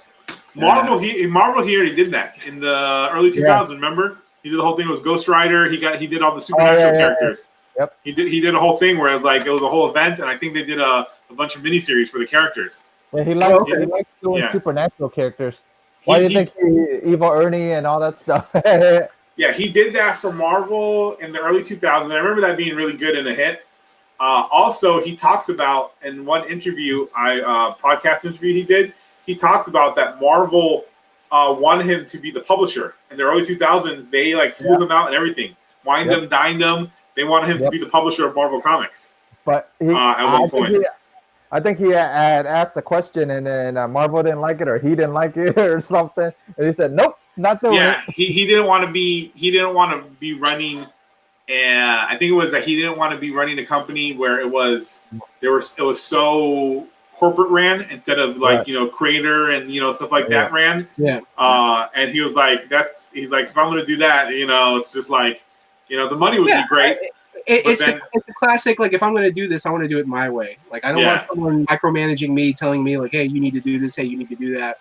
And the sad thing is, I think for the big two, for Marvel and DC, we will never get that ever again. It's always going to be corporate managed. Oh, always. Yeah, it's never going to go back. Got this C2E2 Carla Cohen. Whoa. Yeah. That's awesome. Yep. The only way Marvel and DC go back to their before is if Disney goes bankrupt and then Warner Brothers goes bankrupt and then their pieces just get bought, and then some rich dude buys Marvel, and some rich dude buys DC. Well, I mean, between the two publishers, I think DC has a better shot at doing it because they've been doing the imprints. If Warner Brothers and freaking Disney go bankrupt, I call two people that's gonna end up buying DC Comics and Marvel Comics. Tesla guy and Amazon guy is gonna buy. Oh man, if Elon Musk was like, "Oh, I'll buy those," I'd be like, "Yes," because Elon fucking he gets it. I don't want no person buying both companies at the same. I want them to be separate companies. No, I'm saying, like Amazon guy's gonna buy freaking Marvel, and then freaking Tesla guy's gonna buy DC. It's gonna be interesting to see what happens. Like, because Disney's hurting. The parks are still closed. The parks are still supposed to be open. They're about to let go all of their non-union employees. I think after April 19th, all the non-union employees are being let go, and I don't think it's furloughed. I think it's like you're gone. Yeah, that sucks. That's gonna suck. That's all the non-union ones. Like Disney has a crap load of employees. Way too many, because they have all the parks, and they have World, Land, and they have Japan. They have Japan, China, I think France. You know what I mean? So they have a crap load of employees. Africa eventually. Yeah, I think that's the one that they were, before this whole thing, because there was a lot of park stuff that they were doing that's now being stopped because of this whole situation, and some stuff that might not even go through anymore because of this whole situation. Universal is doing a lot better because they unlike Disney, Universal doesn't have to worry about Universal Studios Marvel films going down the gutter because of this. What'd be really funny is if they started to institute a chamber where people can walk in and they're like shh, those people that when they go through the hazmats, when they come out the hazmat suits and they gotta go so they can get make sure they have no germs, no nothing, they're all clean. It'd be funny if they started issuing stuff so people can walk in through the park. But the problem is with that is when you forget in the movies was when they get sprayed down, they then also then immediately afterwards have to go in the shower and get cleaned down with a certain type of disinfectant. So you'd have to go through the thing at Disney, then you have to go take a shower, then you have to go. You mean take an actual shower, or? Yeah, an actual one afterwards. Because you gotta there's a whole. If you ever seen that, they get sprayed down, and then afterwards they're taking a shower with this certain disinfectant. So basically, you get sprayed down, then shower, and then Disney hands you your Disney regulation suits to wear in the park. That's what's gonna end up happening, man. What I was gonna say is that I don't think they even need to take a shower because you just want to make sure that the disease isn't on you.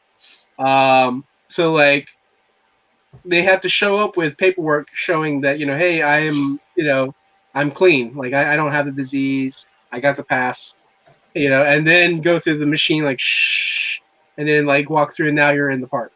Or Major Van Astro of the Guardians of the Galaxy, you just put on a skin tight suit, and then where your skin doesn't touch anything, and you just walk into the park. Yeah, but when that thing rips, it's gonna touch stuff.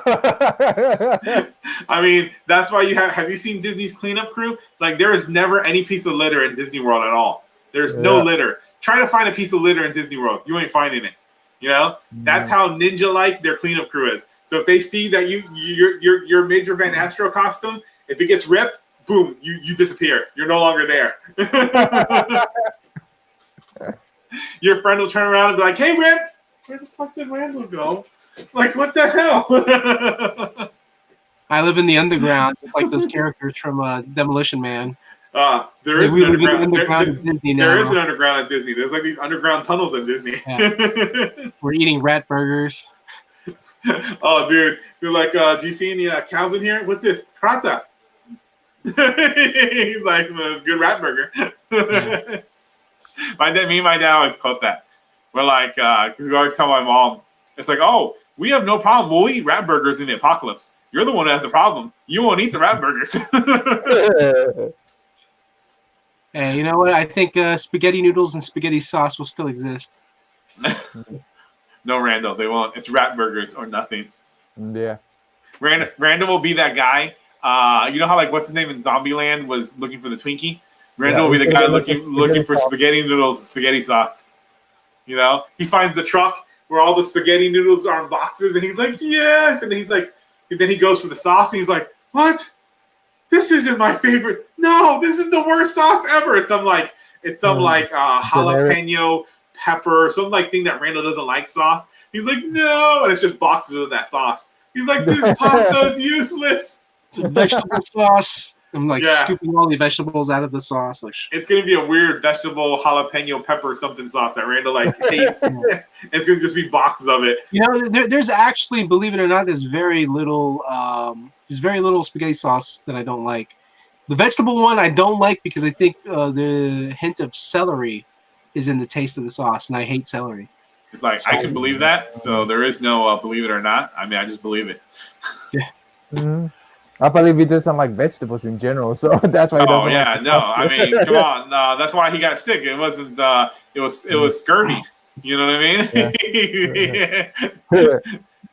He refuses to eat a vegetable, man. And this is the time you should be eating a vegetable. Prime time right now. And Randall's like, no, vegetable will not touch these lips. I mean, the only vegetables I've been eating is corn. Corn does nothing for your body. Corn does nothing for your body, by the way. It has no nutritional value. Which is weird. Like, why do you even call it a vegetable then? So, but corn and then green beans. Gotta have more than green beans, man. Gotta have some lettuce in there. Lettuce. Onions. Onions is good for the heart, brother. You know? Oh, yeah? Onions are good? Yes. Onions are good for you, man. Beets. Tomatoes is good too, man. That's really a fruit, but you know, whatever. It's the weirdest tasting fruit. It's so funny because like I swear Randall like had that period of life that he missed, because you know how like when you're a kid and like there's vegetables you don't like, and then as you become older you start liking those vegetables. Like there's flavor as a kid. There's you don't have a flavor for certain things. But as you get older and when you eat those things again, you're like, oh man, I actually like this. And I feel like Randall skipped that like era of his life. Like he just like skipped that part. I think when I was a kid, I wasn't crazy about mayonnaise, so now I like mayonnaise. I wasn't crazy about lettuce, and I will actually eat the occasional salad. You've seen me. Hold on, it was his Asian side when he was a kid, because it was Asian side. I was like, no, mayonnaise, that's white people shit. Yeah. And I'm trying to think of like there was not too many foods that I was like, oh, I don't like that, and I ended up liking it. His Asian side would have made him eat vegetables. His Asian mom would have. No. That's the thing. Sure. He was raised by an Asian mom. He's birthed from an Asian mom. No vegetables at all. Yeah, but he was adopted by a white family, wasn't he? He loves the rice. He loves that rice. You know, white rice, which is the worst rice you can eat. I mean, I've eaten all kinds of rice, and I've never had any issues with the other rice. I like rice in general. The weird thing is I don't like rice by itself. You know, I've seen you eat rice by itself. White rice. I've seen you eat the white rice by itself. No. What do you do? Mix it? Yeah. I've seen it on your plate by itself. I mean, maybe you mix it with your other food. If I'm eating it with the beef, like the beef and rice, I literally put beef in my mouth and then I immediately scoop rice and I put it in there. So I'm eating it at the same time. Or you can just put the beef on top of the rice and scoop it at the same time instead of scooping one up. Yeah. Like the beef is not a chaser for the rice. Randall's like, let me chase that shit down. Yeah. But no, like Randall's mom, sometimes she'll make some, like when I'm out there helping them, she'll be like, oh, I'm gonna make some food for you guys, and she'll make the good like rice and then green beans and then the meat, you know.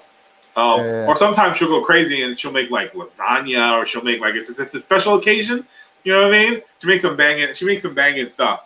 Stuff that's not good for you, but it's delicious. I saw your what is it? Snack after party, snack Snack after Well, dark. it's, Yeah. snacks after dark. I literally turned. Take a milk and 2 space whatever cookie Yeah, things. dude. or I whatever. literally turned to Brian and I said, if Randall keeps this up, he's gonna come out of the apocalypse really big. He's gonna be like, hey guys, how's it going? And be like, what the fuck, Randall? I started talking like Cartman. Yes. I'm like, Randall, why do you look like that? He's like, snack after dark. It's the milk. It's the milk. Snack after midnight. He's gonna be like, I'm a gremlin. I'll be like, are you the heavy gremlin? I mean, like I the way that my my sleep schedule is all messed up. I haven't been going to sleep until like between 5 and 7 in the morning. Yeah, what the hell is up with that, man? No clue why. It's just been happening that way. And then I get out of bed like 2-3 o'clock in the afternoon. And then I'll eat like lunch or and then I'll eat dinner, and then I'll have that snack maybe a couple hours before I go to sleep. What I don't show you is that I'm taking like one of those like vitamin C, the 1,000 milligram pill or whatever. You gotta take 2 of those a day. Well, no, because they say that 2,000 milligrams is the max that you're supposed to have in a day. Yeah, 2 a day. The 1 is 1,000. The problem 1 is is that 1,000, so 2 is a 2,000. 2,000 is the max. Like it's the most. Like if you have more than 2,000 milligrams, it could be bad for your body. So So the are you- All problem. you're gonna do is piss it out anyways. All you're gonna do Yeah, is yeah. If you get the most, it's not gonna kill you. It's just gonna, you might end up with having the shits. I mean, I suppose, but I mean, the problem is that sometimes I'll drink like apple juice, or I'll have other like foods or drinks that have vitamin C in it. Oh, those No, don't no, count. no. Those Yeah, don't count. no, That's a sugar totally is more different than thing. vitamin C. There's more sugar than vitamin C in those things. Okay. Yeah, that's a No. totally different. Like the sugar, the vitamin C in that does not count as the when you take those pills. But you want to take, like, I'm taking 2 a day of those vitamin C. Actually, I didn't take any today, so later on when I get off this chat, I got to go take some. So what I try to do is I try to take the vitamin C before I go to sleep, so that way it's in my system while I'm sleeping. And like a lot of times when you're sleeping, you're at your max of rest and the way your body functions. Oh yeah. So here we go. It says too much dietary vitamin C is unlikely to be harmful. However, mega doses of vitamin C might cause diarrhea and nausea. So if you do over 2,000, then you'll be on the pooper. You'll be like, here I am on the pooper again. I don't know, but I think this is the 8th time I've been on this. I'll be like sitting in a toilet and I'll be like, Marco. So 2,000 you can take. Like Yeah. all that stuff you get in drinks, that vitamin C, it'll never go anywhere near another 1,000 milligrams. It's impossible. Unless you down a whole thing of vitamin C. Yeah. Well, if you end up on the shitter, then you know you took too much. But yeah, man, get your vitamin C in, man. I'm glad you're doing that. Yeah. My mom started giving me that. She's like, here, make sure you keep taking these. Just because like this is the longest I've ever been sick. Like it's crazy. Yeah, that's why you have the COVID. Mm-hmm. Yeah, you're like still sick. It's like, what is this, week 4, and you're still sick? It's like week 3, I think. Week 3, and I'm like, no, it's week 4 because I think we hung out. Yeah. You were sick that week that we hung out. You were like, oh, I just got a cold. I just got a cough. That's it. Yeah, but I mean, I literally had just gotten it like the day before we hung out. Like, you are literally, I think you've been sick for, what was the last time I saw you? The 10th? March 10th? I think so. So 1, 2, 3. The 4th is going to be on Tuesday. It's going to be 4 weeks since I last saw you. Yeah. So no one is sick that long unless it's something really bad, man. Yeah. You just got a new strand. That's all. Yeah, he's gonna be patient 0 for a new strand of COVID that's basically gonna wipe out half the human race. My body's gonna build that immunity. Well, you better take some more Did you vitamin hear C. about Did you hear about like the people who have already got it, healed from it, donated their blood, and then the doctors have been using that blood, giving it to patients who currently have it, and their symptoms are like their health has improved. Yeah, because it's antibodies that's in the blood. Yeah, no. It's sorry, I'm on Bleeding Cool trying to, look up some comic book news for us to talk about. Oh yeah. Well, Harley Quinn season 2 started. Yeah. What do you guys think? Oh, I love the show. I don't have that anymore. I won't have it until summer again. So I'm kind of screwed on seeing season 2. So I'm a little sad. Yeah, they introduced Mr. Freeze. They're basically doing the whole what was it? The Batman story, the No Man's Land. Oh, okay. Okay. Hold on. Sorry. Real quick. Mile High Comics is offering 65% off their standard back issue prices, as well as free shipping for if you spend $60 or more in the US, it's free shipping.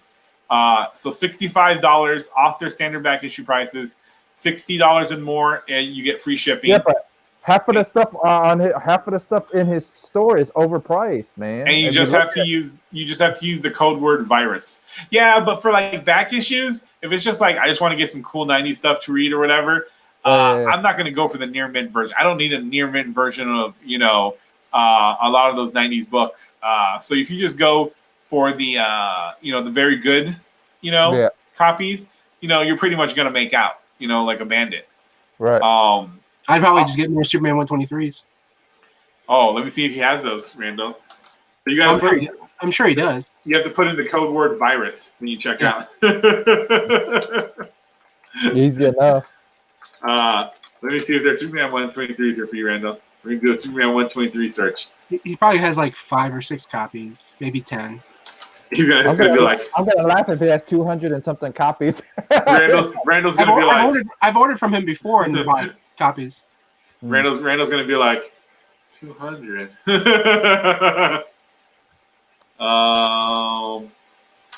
Was it Superman? Is it Superman 123? Yeah, Superman 123. I make a couple of them out of for toilet paper, so you can use it as toilet paper. You're gonna need it. I found my copy that I got Brandon Routh to sign. Oh, that's cool. So, like, as I was organizing my comics and I was going through my books, I was pulling all the books that I have signed and putting it in one of my nice, like, black BCW plastic cases. And I have them, like, so if I need to, like, I got several books that are signed by Stan Lee. I got some books signed by Chris Claremont. All kinds of cool stuff. Stuff that, I mean, and what's funny is like a lot of those books that were signed, like there's a Hellboy comic signed by Guillermo del Toro. Got that signed. I've shown it to Marco. Marco's seen it before. Yeah. These were books that I bought from a collection from a friend of mine. And the tough part was going through that collection and deciding like, okay, which of these am I going to keep for myself? And of course, I got Marco. He's like my, when you have like the angel and the devil on the shoulders. Marco is literally on both sides saying, "Sell the books, sell the books. You don't need to keep those books." Yeah, man, dude, you need to make that money now more than ever. Yep. And well, Marco's that's the right thing to do, man. If you need money, I would start selling books, not keeping them. Oh yeah. Well, I mean, no. One of the big things I need to do too is I need to start applying for jobs. Well, first apply for the unemployment. If you get the employment, you should hopefully get on top of that the additional that they're offering for unemployment. Go for the unemployment first, and get yourself that. That way you can take your time to, deal with your business while you're getting your unemployment check. That's true. So you can deal with your day job. What you're getting that you would have gotten to your day job. That'll help you, do the other thing. Don't go straight. It's crazy. It's like if things keep going the way they are, but like obviously I'll be in better health, and it's totally up to you if you want to do it, Marco. But maybe we can finally hit that storage unit, and start going through some of the books. That storage unit won't even be open. I'm sure they're letting nobody in there right now. Yeah, they're probably not going to be letting anybody in until like May. You can call them, but I'm telling you, they're probably going to be like. Their voicemail is probably gonna be like, "Yo, it's the apocalypse. No, go away." Yeah. I've been catching up on some movies. Earlier today, I watched for the first time ever A Bug's Life from Pixar. You never seen it? You've never seen A Bug's Life? Nope. Dude, it's so good. And your first time you watched Future Man like a couple of days ago, right? Future Man. Well, I had seen season 1 when it came out. Season 2, I skipped on. I waited and waited and waited. And since I found out season 3 was getting ready to come out, I was like, okay, perfect time to watch season 2. So I literally finished season 2 like 1 or 2 days before season 3 came out. And then I finished all of season 3 on the first day of release. Yeah, I haven't watched. I've not watched season 3 yet. Also, I can't wait. It came out last week, but I can't wait to watch. I'm going to watch it this week. Onward on Disney Plus. Yeah. I was thinking about watching that, but I'm doing a marathon through Pixar movies right now. So my goal is to like start watching like. So like the cool thing that I like that Disney Plus has is if you click on Pixar, on the bottom of the section of Pixar, it will say Pixar through the years, and they have all of their movies lined up and based on release date when they were released. They have the same thing with Marvel. If you go to the Marvel section on the bottom, for the Disney section, sadly enough, they don't have that. That would be really cool to like watch all the animated movies that they've released in order, but I'm gonna have to find out myself like when they were released and compile my own list. But for the time being, I'm just going to do Pixar. So like after Bug's Life is Toy Story 2, and then after Toy Story 2 will be Monsters Inc., which to this day I haven't seen Monsters Inc. What? Really? You fool! That's awesome. I love Monsters Inc. and Monsters University. Have you seen Toy Story 2 before? Mm-hmm. I have. Buzz, I am your father. You know what I liked was after watching A Bug's Life, they did the outtakes. They created outtakes. Oh yeah, those are genius. I love those outtakes. And I love that one of the characters, Flick or whatever, he was doing his scene and then just yelled out "To infinity and beyond." And I thought that was funny. I thought it was cute. I was like, nice. It's like a little nod to the previous film. I'm trying to find. God damn, this is Mile High Comics has the worst search engine of all time. Yeah, they're horrible. Yeah. So you have to find Superman, and you have to find 1988, I think. But the thing is, they want to give you every single Superman stuff that they have listed. Yeah, and it's just 2 pages though, because it's remember when they restarted Superman at number 1, and I think it's 2 or 3 pages. You click on it and it takes you to one. No, it's 16 pages now of Superman stuff in their search. You're on the wrong Superman one. No, yes. When I go to Mile High Comics and I title search and I type in Superman, it gives me 16 pages of worth of stuff. If you put Superman 123, it doesn't give you Superman 123? No, it doesn't give me Superman 123. You have to find the Superman section and then go through. Shit. That's dumb as shit. Maybe they updated their website and made things even more difficult. Yeah, look, they have their website looks like it was made in the 90s. It's always looked like that. It's never changed. I'm pretty sure, because this says the copyright on their website says 1979. I'm pretty sure that's when the website was made, and they have not updated. And like literally, Mile High Comics website, it's still 90s. I'm just like, come on, guys. This is the year 2020, and you're still in the same dumbass. I don't know. I'm not searching anymore. Screw them. Screw freaking. Watch. Now I'm going to jump on there and I'm going to find it in like 5 minutes. Maybe. Go ahead. If you do, awesome. Go ahead. I should. Give me 1 second here. Dude, mycomicshop.com is no longer taking new orders. Nope. Because Denver wants them to shut down too. They had a stay-at-home order too. Damn. Yeah, wherever they're at. So. That is messed up. I wanted to order a couple of things from there, and I can't even order. That is crazy, man. Mm-hmm. Like they're even telling the online places, like, nope, close. Mm-hmm. Well, because the person has to be there to look for the book and grab the book and ship the book. That's the only reason. And it's not only one person at comic. It's not one person. So there is a Marvel comic on eBay, and it's got a DC cover. It's Marvel Toon One, and somehow it's a manufacturer error, and they put a DC cover. It's Marvel 2-in-1 interior. It's a 1974 book, or is Right. it 81? No, it's a 1981 comic.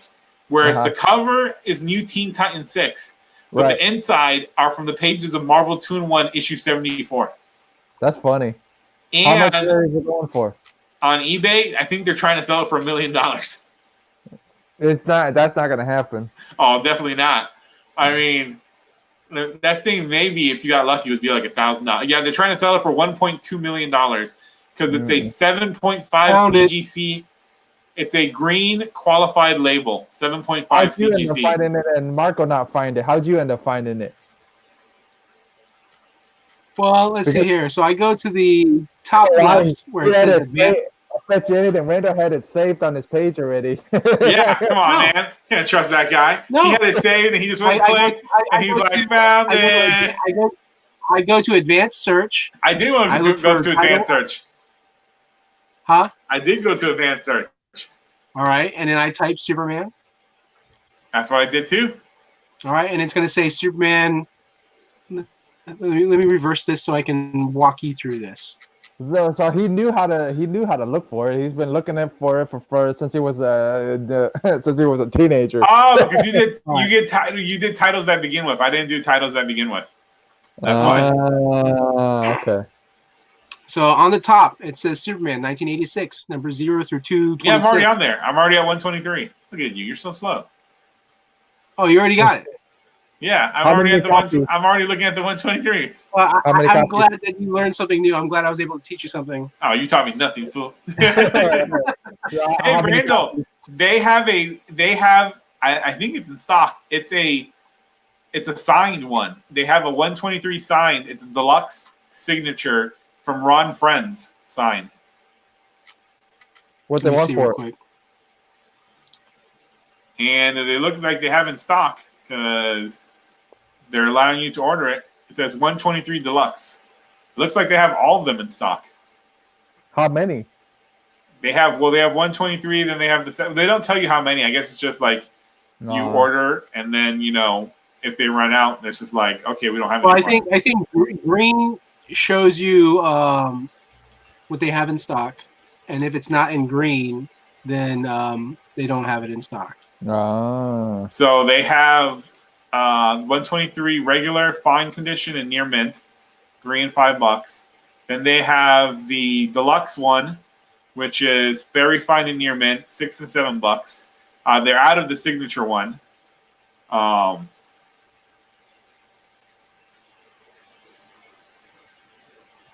Yeah, because they have two columns, and one column says add to order, Yeah, and and that's then the other one is add to wants, Yeah. which means like if they ever get it in stock, you're notified. Like So they have the newsstand version. They have the fine and very fine.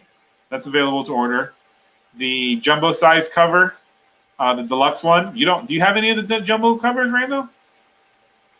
I don't know why they call it that. I think they're mislabeling it. Well, the deluxe. Sorry, I messed up by calling it jumbo size, but I don't know what the deluxe version. Jumbo size. I don't know what the deluxe version has. There's only three covers. You have your regular cover, you have your glow in the dark cover, and then you have your second printing. Well, so there's regular, second, and then there's deluxe. So I don't know what deluxe means. And then there's Maybe you're looking newsstand. Maybe No. you're looking at a different page. No, it says 123. Then it says 123 second print, 123 deluxe, 123 deluxe signature, 123 DFE, Oh, I see it. SNN, and then 123 newsstand. I think that's just they messed up and they created two. Well, no, created because two you can see the difference between the deluxe and the regular. Deluxe has glowing. He's glowing on the cover. He's got the. Oh, the glow in the dark one. That's the glow in the dark one. I He's think. all. You can see the energy. He's all like energized, and the blue is a light blue, on the deluxe one. The deluxe signature one. See, it's light blue, and then deluxe regular was not light blue. And I think that doesn't exist, man. There's only three covers. Hey, man, I think Mile High Comics knows more than Randall Armstrong. Oh, really? The same company that you were just saying, man, they have a website from the 90s. They've never updated. Hey, their website is for.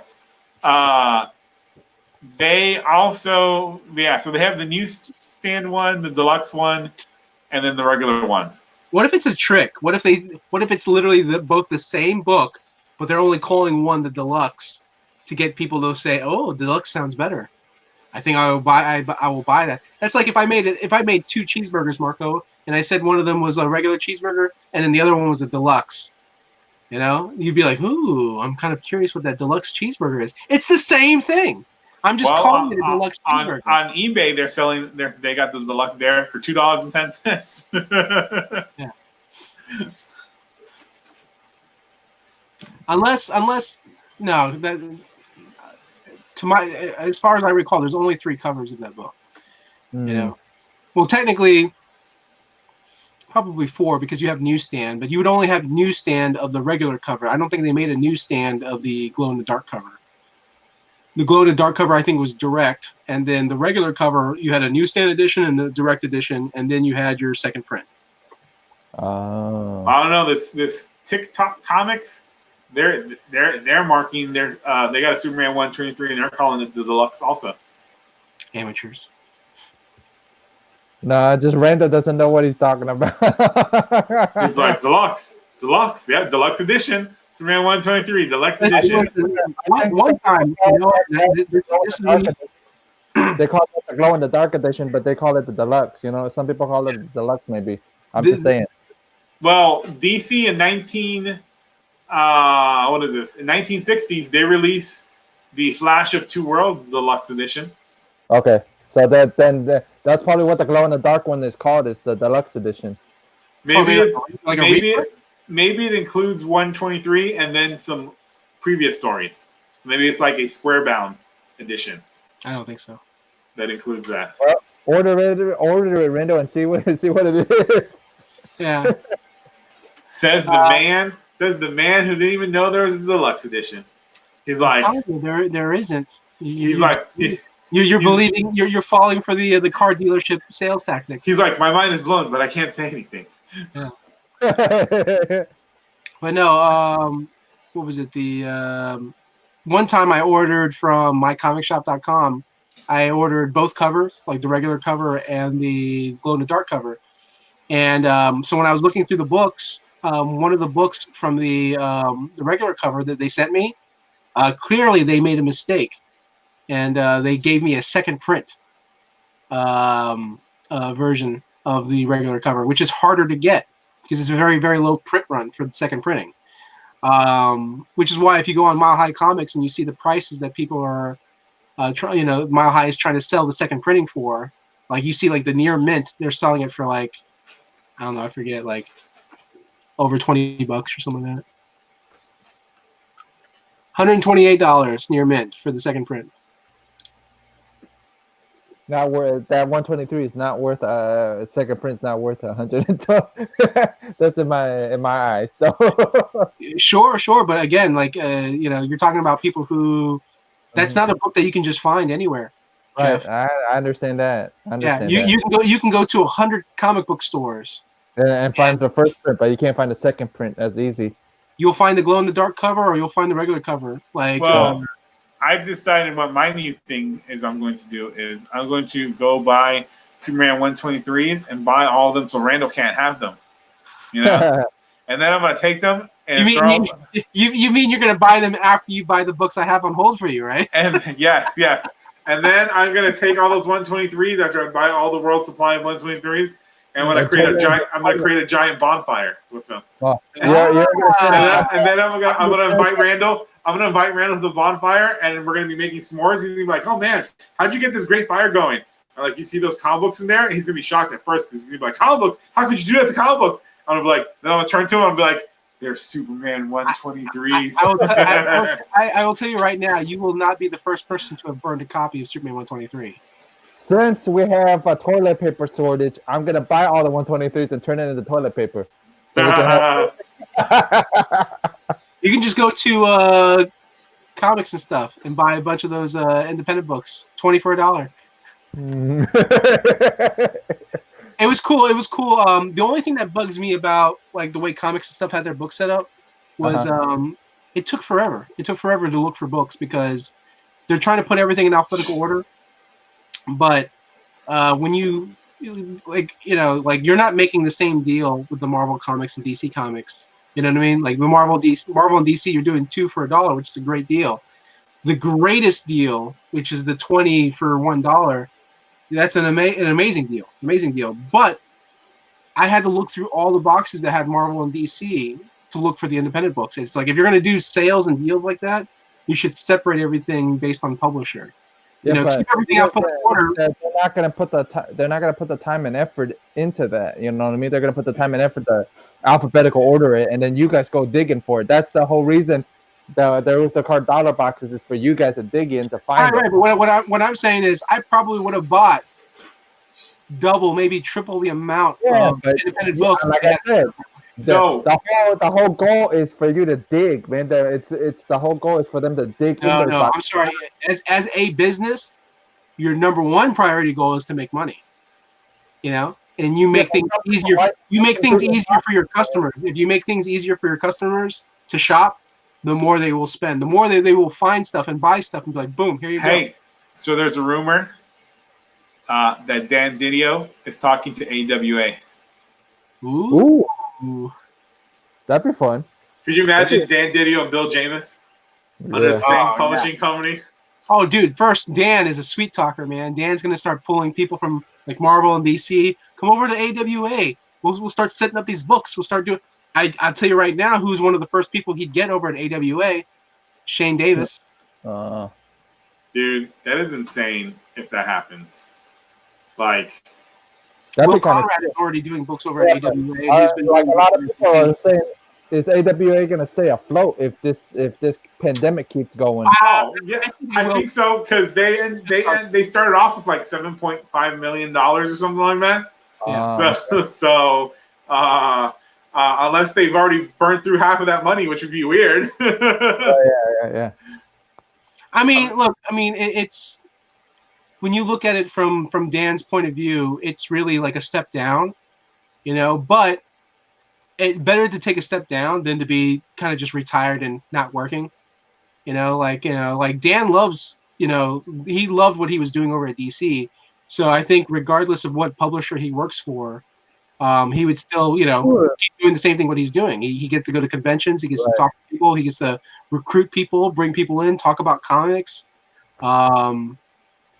And not to mention if he helps build that company up to be big, like Image big, then he'll almost be making the money that he was making over at DC, and maybe even get part ownership of the company. Maybe, I don't know. It depends on the owners of the company and what they want to offer to people who help build that business up. I think it would be awesome if he joined them because it would be two titans of the industry. Bill Jamis, because he was one of the guys at Marvel when Ultimate Marvel launched and all that stuff. He was one of the guys behind that, and then him and Jamis, and then all this talent they already have at AWA. That's gigantic. Mm-hmm. I look forward to when the comic book industry goes back to comic books. And yes, as Barbara Perez said, Latinos, we all have many last names. It's all about the fun of the hunt. That's the one thing about. That's what I told him. I tried to tell him that, but he don't want to listen. That's the one thing about sometimes why I don't order. That's why I don't generally order single issues online. I only do it for trades. It's because I want to be able to walk into a comic shop and when they got a sale going on, just looking through that back issues. You know what I mean? And just be like, ooh. If I can just go online and get it all, I'm like, oh, that's boring. I just clicked the button and got everything. Well, I mean, initially, like, if Tim were here, Tim knows everything about the fun of the hunt. He might have been one of the original people to have started that. But no, I am hunting. I'm hunting, but I just want my hunt to be easy. No, you're called one of the lazy hunters. That's what you are called. Lazy hunter, because you want everything organized in your way. but a lot of people don't mind it because the people that hunt in dollar bins are. I wouldn't say a lot of people. I think some people don't mind it. Oh, But, I thought this. Wait, hold on. There you go. I thought this man was a comic book fan, not a comic book liker. You know, I thought he was a lover of comic books, not a liker of comics. Look, You know? I am first off, in the years of experience that I had working at shops, working at conventions, I look at people and I observe them, and I see their struggles. I see what they're going through, and I've seen people literally in the fun of the hunt, literally halfway through, just quit. They're like, you know what? It's too much hassle. You know what? I'm just going to go. Too much hassle. Then the comic book world wasn't made for them, and we don't need them. Talking about, first off, the generations and generations of comic book hunting and buying and collecting has gotten easier and easier. Well, you know we're egging you on, right? You know me and Maria and Marco are just egging the hell out of you right now, egging you on right now. I know. I don't Look, man. They're the hunt is the hunt. You don't see Craven say, "Let me just buy this drone and I'll send it to capture Spider-Man and my day is over." You know what I mean? You know what? Guess what? If Craven had done that, he'd be a fat ass. He would be a fat ass. Be more difficult. I want them to be more difficult, and now I'm dead. You know? See, Craven. That would be a one page. That would be a 1 page the 2-page comic. Craven, you know, with his coffee, sitting down in his chair, one on Amazon. No, getting the drone. It comes in the mail. If Craven did everything easier and smarter, right? There'd be no Spider-Man. Spider-Man would be gone. He'd be ruling New York. Then he'd get bored of New York, and then he'd be like, you know what? I'm gonna just rule the world. And Craven would have been like, you know, Craven's last hunt. Craven's last hunt would have been a two-page comic, and that's it. You know, people are like, "Ooh, that ended pretty fast." You know, 2-page book. Oh, it's the read out the week. Yes, that's right, Barbara. She gets it. I like this person. It's like somebody with very little experience. That's what it's like. This little experience. From what it looks, she's got a lot of experience because she understands comic book. The hunt is about survival of the fittest. All right. It's about yes, it is. Barbara got an invite. Barbara can jump in whenever she wants. She got an invite, so she can jump in whenever she wants. She's not going to do it. It's getting rid of the weak. It's getting rid of the weak, you know, and letting the strong survive. You know what? I'll tell you what. Only the strong are willing to go on here on the videos and talk. How about that?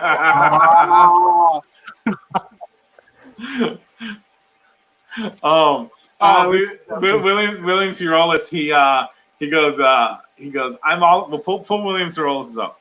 Yeah, I am. He's like, I'm all about the hunt and don't mind this organization, but I will say my knees just can't take looking through the box after box on the floor anymore. William, I don't even get down, like, I can get down on my knees and I'm fine, but I don't even do that anymore. I'm like, screw that. I pick up that box and I put it on top of the other box. Unless the store looks at me weird, side-eyed, and they're like, hey. Sounds like a weak person to me. You shouldn't be talking, Randall. Yeah. Oh, no. Randall, that's what I'm saying is, like, you guys talk about, you know, strong and weak, and you know. says the man who brings his own personal chair to conventions. That's right. Because I'm collecting for the long run. I'm not gonna be like one of those guys that blows out his knees and is like, you know, then you're gonna see me like in a wheelchair going through the convention. Hey, then you got your own chair. I've had bringing a wheelchair, even though I have no issues or problems. I've thought about just sitting in a wheelchair and. No, what is wrong with you? Don't you? Is weak. What is wrong with you? Stop that. I call it the deluxe. I call it the deluxe experience at a convention. In a wheelchair. We call it the deluxe Randall. That's what we call it. The deluxe Randall. The lazy Randall. the deluxe Randall experience. Dude, God, that is horrible. That is horrible. How's it horrible? What's wrong with a perfectly healthy person sitting in a wheelchair being pushed around. Because it's supposed to be for people that need the wheelchair, not for you. What is wrong with you? First off, I'll tell you what. I wouldn't want to be, clearly I have no like physical issues, no disabilities. So I wouldn't want to be treated the same as somebody who has disabilities. So I would still wait in line like everyone else. If they saw me in a wheelchair and they're like, "Oh, step right ahead," I'd be like, "No. I'm okay." He doesn't want to be treated differently. He just wants the comfort of the sweet, sweet chair. Exactly. Yeah. The comfort is the key. So, on MegaCon's page, they now have a section that says, it says creators confirmed for June, creators pending for June, and then creators that have canceled for June. How many were canceled? So the creators that canceled are Phil Jimenez, Anthony Spay, John Ostrander, and Ann Nocenti. Oh, so it's the same 3 that canceled from from earlier. It's the same 3 that from earlier. Well, did Phil Jimenez cancel? Yeah. From okay. No, I meant did he cancel before the whole COVID situation? Yeah, before the whole COVID thing. Oh, okay. Because John and Ann, I understood if they had canceled after, because they're older, so they don't want to take the risk of getting COVID-19 and biting the bucket. You know what I mean? Nobody wants that to happen. So the people who are confirmed is Jim Lee, George Perez, Scott Snyder, Greg Capullo, Kubert, Adams, Simon Beasley, Donnie Cates, Marco Cicchetto, David Finch, Gleason, Unyuk Lee, Clayman, Josh Milton, Lucio Perello, Dan Slott, and Robert Vendetti. I mean, there's a bunch of other ones after that, but I'm not going through that name. Pending. Mike Crone and all them are. I still think it's going to get canceled. The pending ones are Ramita, Adams, Beatty, Joyce Chin, Horn, Kirkham, Rico Renzi, and then a bunch of other names are pending. I'm not going to go through it. Pending is they're not sure if it's going to be. Oh, it's definitely getting canceled. There's no way. There is no way. There is no way the state. There is no way they're going to because MegaCon is huge. It's 4 days, man.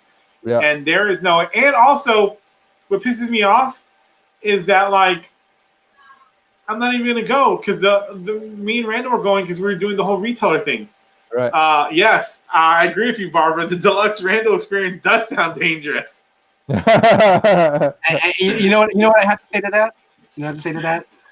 Oh wait, hold on. I'm gonna bring my pal. I'm gonna bring my pal here. The deluxe Randall experience is like a day. What's that movie? What's that movie where they go for the wedding in the Philippines? Oh yeah. What the hell is it? What's the Wolfpack? The Hangover. Hangover. That's the deluxe experience with Randall. Except it's not as cool and it's very geeky and you feel ashamed. You feel ashamed afterwards. All I have to say. And he works at the Pens with the wheelchair. I mean, you know what's funny? It's like the sad thing is I don't know who I would get to push me around. I know Marco wouldn't do it. No. Look at this. This is it's not. It's you know what's sad? He thinks of it as sad. Like who would I get me to push me around? Nobody would push me around. He is sad that nobody would push him around. No, I'm confident all that time in a wheelchair. You might as well get an electric one. I'm confident I can get somebody. I know I'm gonna have. I know I'm gonna have an electric one. He has an electric wheelchair at his house. It doesn't work anymore, but it was his dad's. I'm pretty sure every time he goes and makes himself breakfast, he looks at that wheelchair with envy. You know, he's like, if only that bad boy worked. It was fun, riding around in it. See, they would ask me hey, can you move the chair here? Can you move it there? And I'm like, okay. I just jump in the chair and move it around. But no. Anyways, this is what I have to say about the deluxe Randall experience. The fact that you said it sounds dangerous. You know what I say to that? I say, let's get dangerous. That's so corny. Barbara needs to be in here and defend herself. You can't be calling her out on it. She can't handle it. One of these weekends, she's gonna end up jumping in here. I don't know. We'll see. I mean, it would be great to have her back. It would be great to have her talking on there. It was always fun when she was on here talking. And then, you know, stuff happens. Life happens. Yeah. You know, like people get busy. So we understand. And it's great to have her, you know, coming on here on the chat, even in the chat, man. And talking about all this nonsense about, you know, the ruling out the weak. Not nonsense. Truth. It's always great to see another Latino giving Randall shit. And another Asian giving him shit. I'm the Asian giving him shit. just people in general giving me shit. Randall's like, everywhere I go, I see nothing but assholes. Like Spaceballs. Dude, man, I'm hoping every day I check, and I know it's going to take like until next year for there to be a vaccine, but every day I check, you know, vaccine. I type in Google like coronavirus vaccine or coronavirus treatment just to read what the progress is. Yeah. Just because I hope that a really good, hey, she misses you guys. Just because I hope a really good treatment comes out, because I really want to go to New York Comic Con this year. I do not want to miss. I've gone 2018, 2019. I want to go 2020. Like 2019 is when I got, you know, I did my meetings and boom, I came out with publisher wanting to sign a book, create our own book. And then I signed the contract, you know, a week and a half ago or a week ago for that create our own book. So it's like, I want to go again because I know, you know, I'm going to be signing another contract soon with another publisher. And I just know if I go to the NYCC, I could probably get something else in the can. And I'm like, man. What you should do is, worst case scenario, they don't do NYCC. You should still go to New York. You know, no. Have you seen what's going on in New York? Keep good luck going. Keep the, you know, like it seems Randall's just trying to take me out. That's what it is. No, what are you talking about? I'm still hoping to keep you around so you can push me around in the wheelchair. COVID.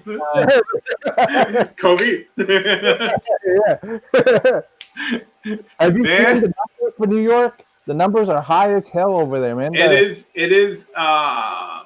Tell that to him. He wants to go to New York. I said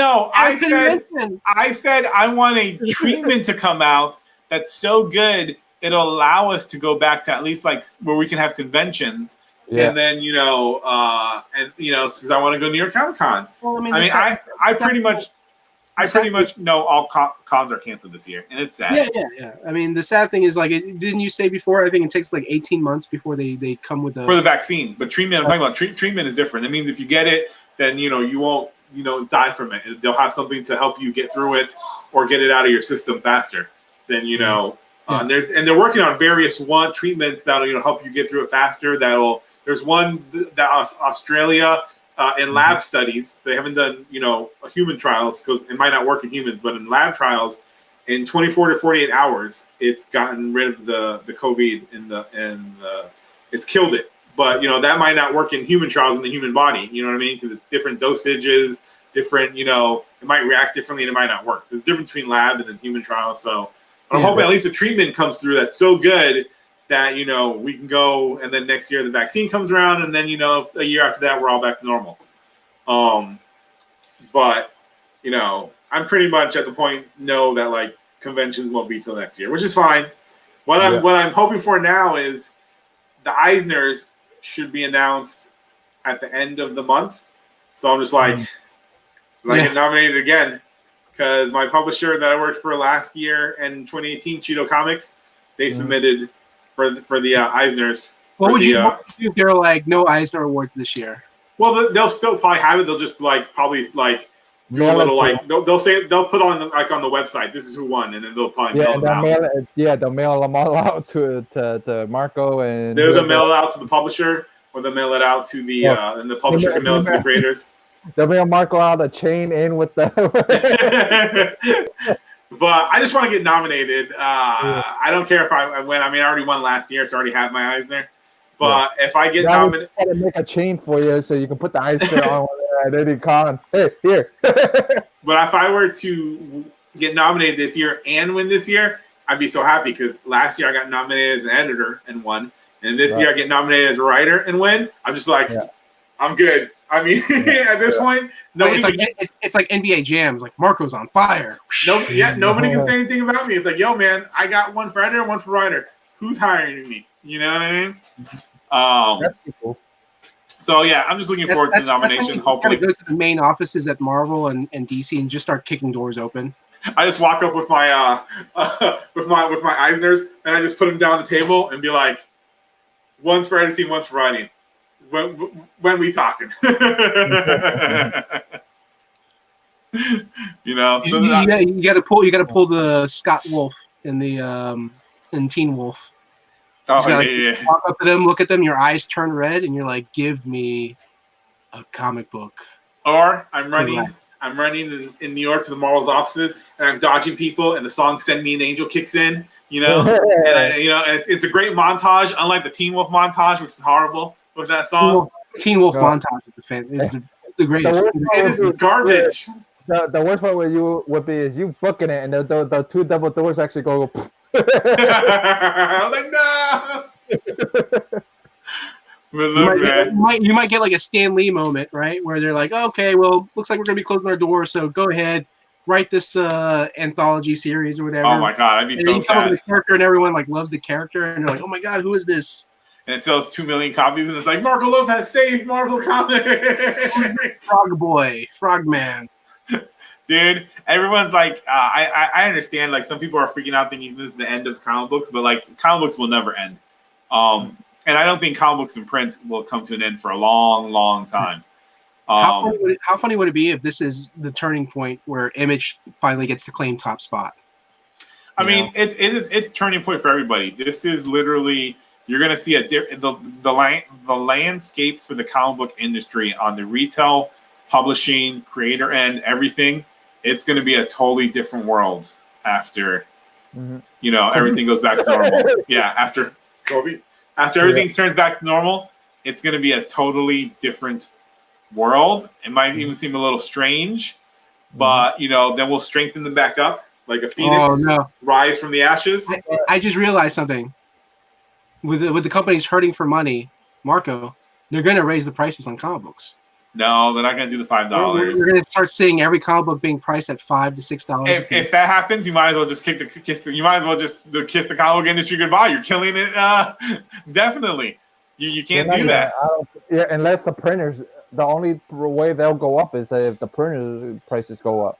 If the printing prices go up, printer prices are going to go up. I think we're going to see an interesting world, a world that I would not want to happen with this type of crisis. But I think there's some lessons everybody can learn on every end, whether it's retail, whether it's and retail. None of retail did anything bad. It's just circumstances. Yeah. But I think there's a lot of lessons that people are going to take to heart for that in case a scenario like this ever happens again. Even though they say something like this probably shouldn't happen, for quite a while, but you never know. Quite a long time. Because the CDC guy even said if you thought this year was bad, next year's going to be worse. They already said. They already called it. Yeah. Which is like one of those like, look, CDC man, I agree with you, but let's see if the universe throws us a curveball. Yeah. I'm not ready to go to Mad Max World yet. Okay. I still haven't finished getting in shape. I need to go to Mad Max World in shape. Not not half in shape. There's a lot of running. I've watched all the Mad Max films. There's a lot of running. I don't know how to drive a shift stick yet. You know what I mean? So I need to learn how to drive a stick before I'm not ready for that yet. Randall needs more training. I'm getting on a moped. What? I'll just get on a moped. Hey, what if you run out of gas? How are you gonna run? You're gonna run out of gas eventually. So how are you gonna? That's right. Look, that's the one thing everyone that's trying to attack me will be tired from running after chasing me. So what I do is I immediately, when I notice that they start slowing down, then I slow down, and I try to let them try to catch up again, and then I keep going forward. I wait until they're dead tired, and then I pull the bat out and I beat them while they're like laying on the ground tired. That's one of the things they don't ever tell you, because in Mad Max 1, the world hasn't completely gone to shit yet. Because remember, he has his wife, Yeah. He's he's part of that police I force. haven't seen the Mad Max films. The only one I saw was the recent one and bits and pieces of Thunderdome. How are you gonna like? You're the guy who like before you go see a new film, you watch all the previous films before it. So how did you go? How did you go see that Mad Max? And I got talked into it. And I was like, okay. Well, when you watch the first one, you'll see that the world hasn't completely gone to hell yet, and it's it all takes place in Australia. Yeah, and then the second one, the world's gone to hell. The third one, the world's really gone to hell. And that one is great. That one, there is a sequence in the third Mad Max film that literally deals with these kids, and you can tell Steven Spielberg took that sequence for the scene in Hook, where Robin Williams is in Neverland, and all the kids are like running around him, and they're going up the thing, and it's all crazy and everything. Like you watch Mad Max Beyond Thunderdome, and that exact scene is in the movie. And when I saw that movie again, I was like, "Holy shit! This is the scene from Hook." I was like, Spielberg homage Beyond Thunderdome and Hook. Nice. I thought Beyond Thunderdome came out before Hook. No, Hook came out before. Hook came out after Thunderdome, though. No, Beyond Thunderdome came out in 1985. Yeah, see. And Hook came out like 91. 90, see? So Spielberg took it. Remember, Beyond Thunderdome had Tina Turner. Tina Turner? Yeah, Tina Turner. Yeah, Tina Turner. A lot of the stuff, it's funny because Beyond Thunderdome is a PG-13 film, while the previous two are rated R's.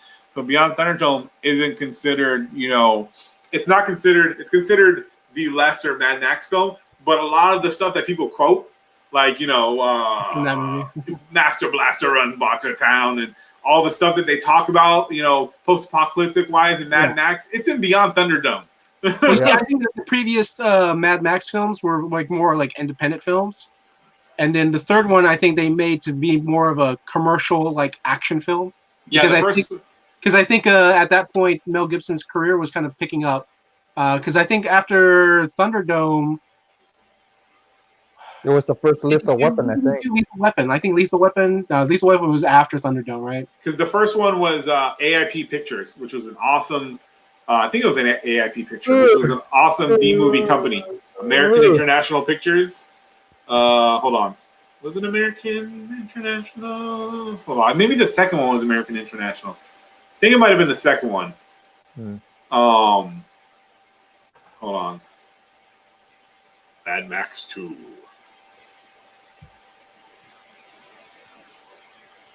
There hasn't been too many comic book news. I've heard there's been 4 or 5 stores that have closed.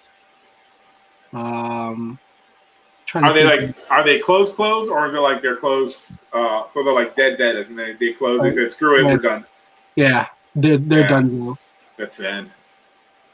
That's really sad. Well, there was one guy on Facebook. He's a comic book enthusiast. He has his own Facebook group, and he was asking what would help comic book retailers. So he was mentioning the whole gift cards. Maybe you buy a gift card, and then when they open back up, they can come in and buy the books and get the books off. You pay.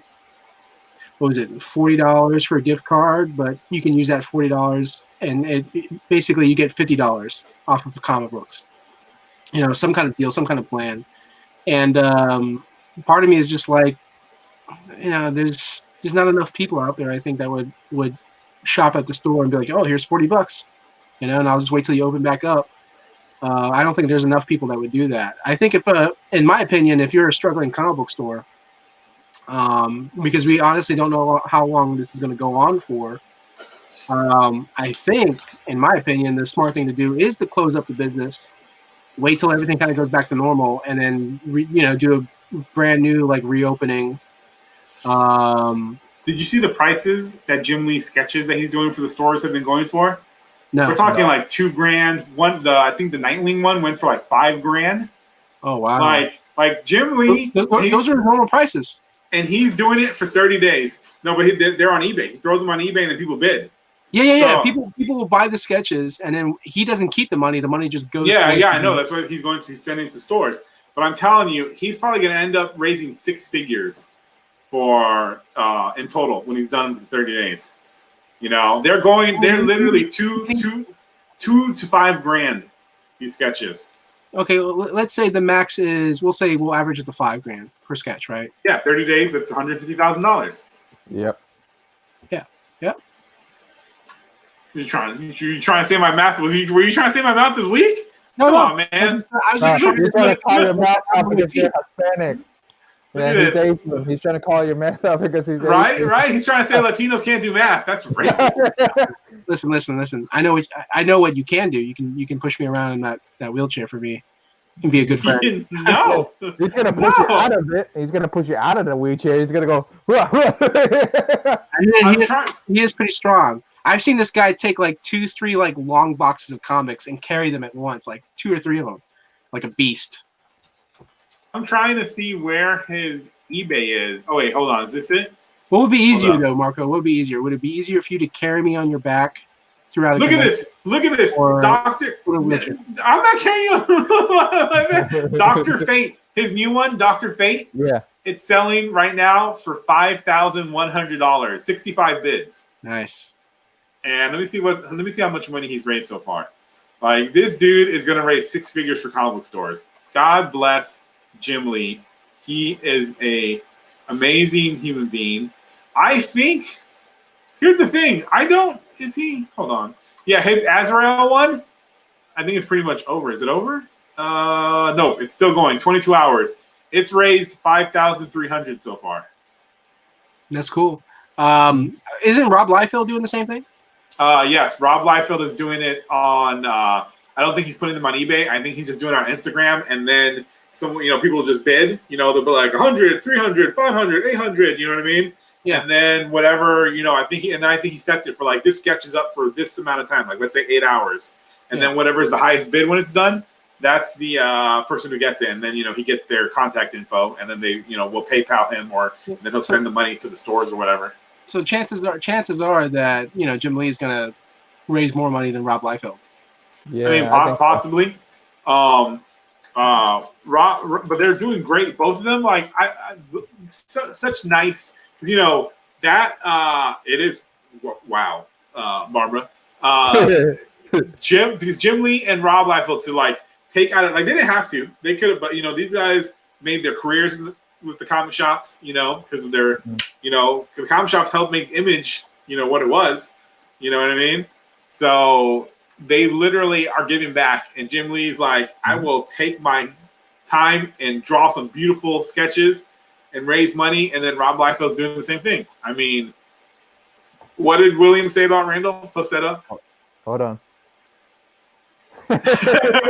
Dude, Randall would do that. Randall would so do that. Oh my God. He would do that. It's so ridiculous. It is so ridiculous. I just picture, it's almost like a Seinfeld episode. It's like I watch, like I'm like rolling the wheelchair with the comics on top, and then there's a person like lying on the ground. They're like, "Please help me!" And I just pull out like one comic book and I hand it to them, and I just keep rolling. Rob has just posted. He posted at 8 p.m. tonight a Cable sketch. Beautiful, beautiful. Right now, the highest bid right now is like $4,100. Oh, That dude is Who the hell has that type of money? rich people that you should be helping, and right now they're helping by buying shit from these artists. Those guys together are probably going to raise like $250,000 or more for comic stores. That's You know what I good. mean? Man. That's really good. Bad Idea, the new publisher from the previous head of Valiant, Dinesh. They put up $25,000 for comic book stores. Mad Cave Studios, they put up $10,000, and they started a whole GoFundMe, and they put up $10,000. Lion Forge was doing a whole race thing, and plus they have the Forge Fund, which is for comic book stores in need. There's all these people that are coming together. Like I feel a lot of comic book, and then the government, since you have a comic book business, you can get government help. Yeah. So the Comic Book Legal Defense Fund is helping people with that. They did a whole chart that they were like, if you need help, this is what you need to do. They did a whole chart explaining what you have to do if you're a retailer.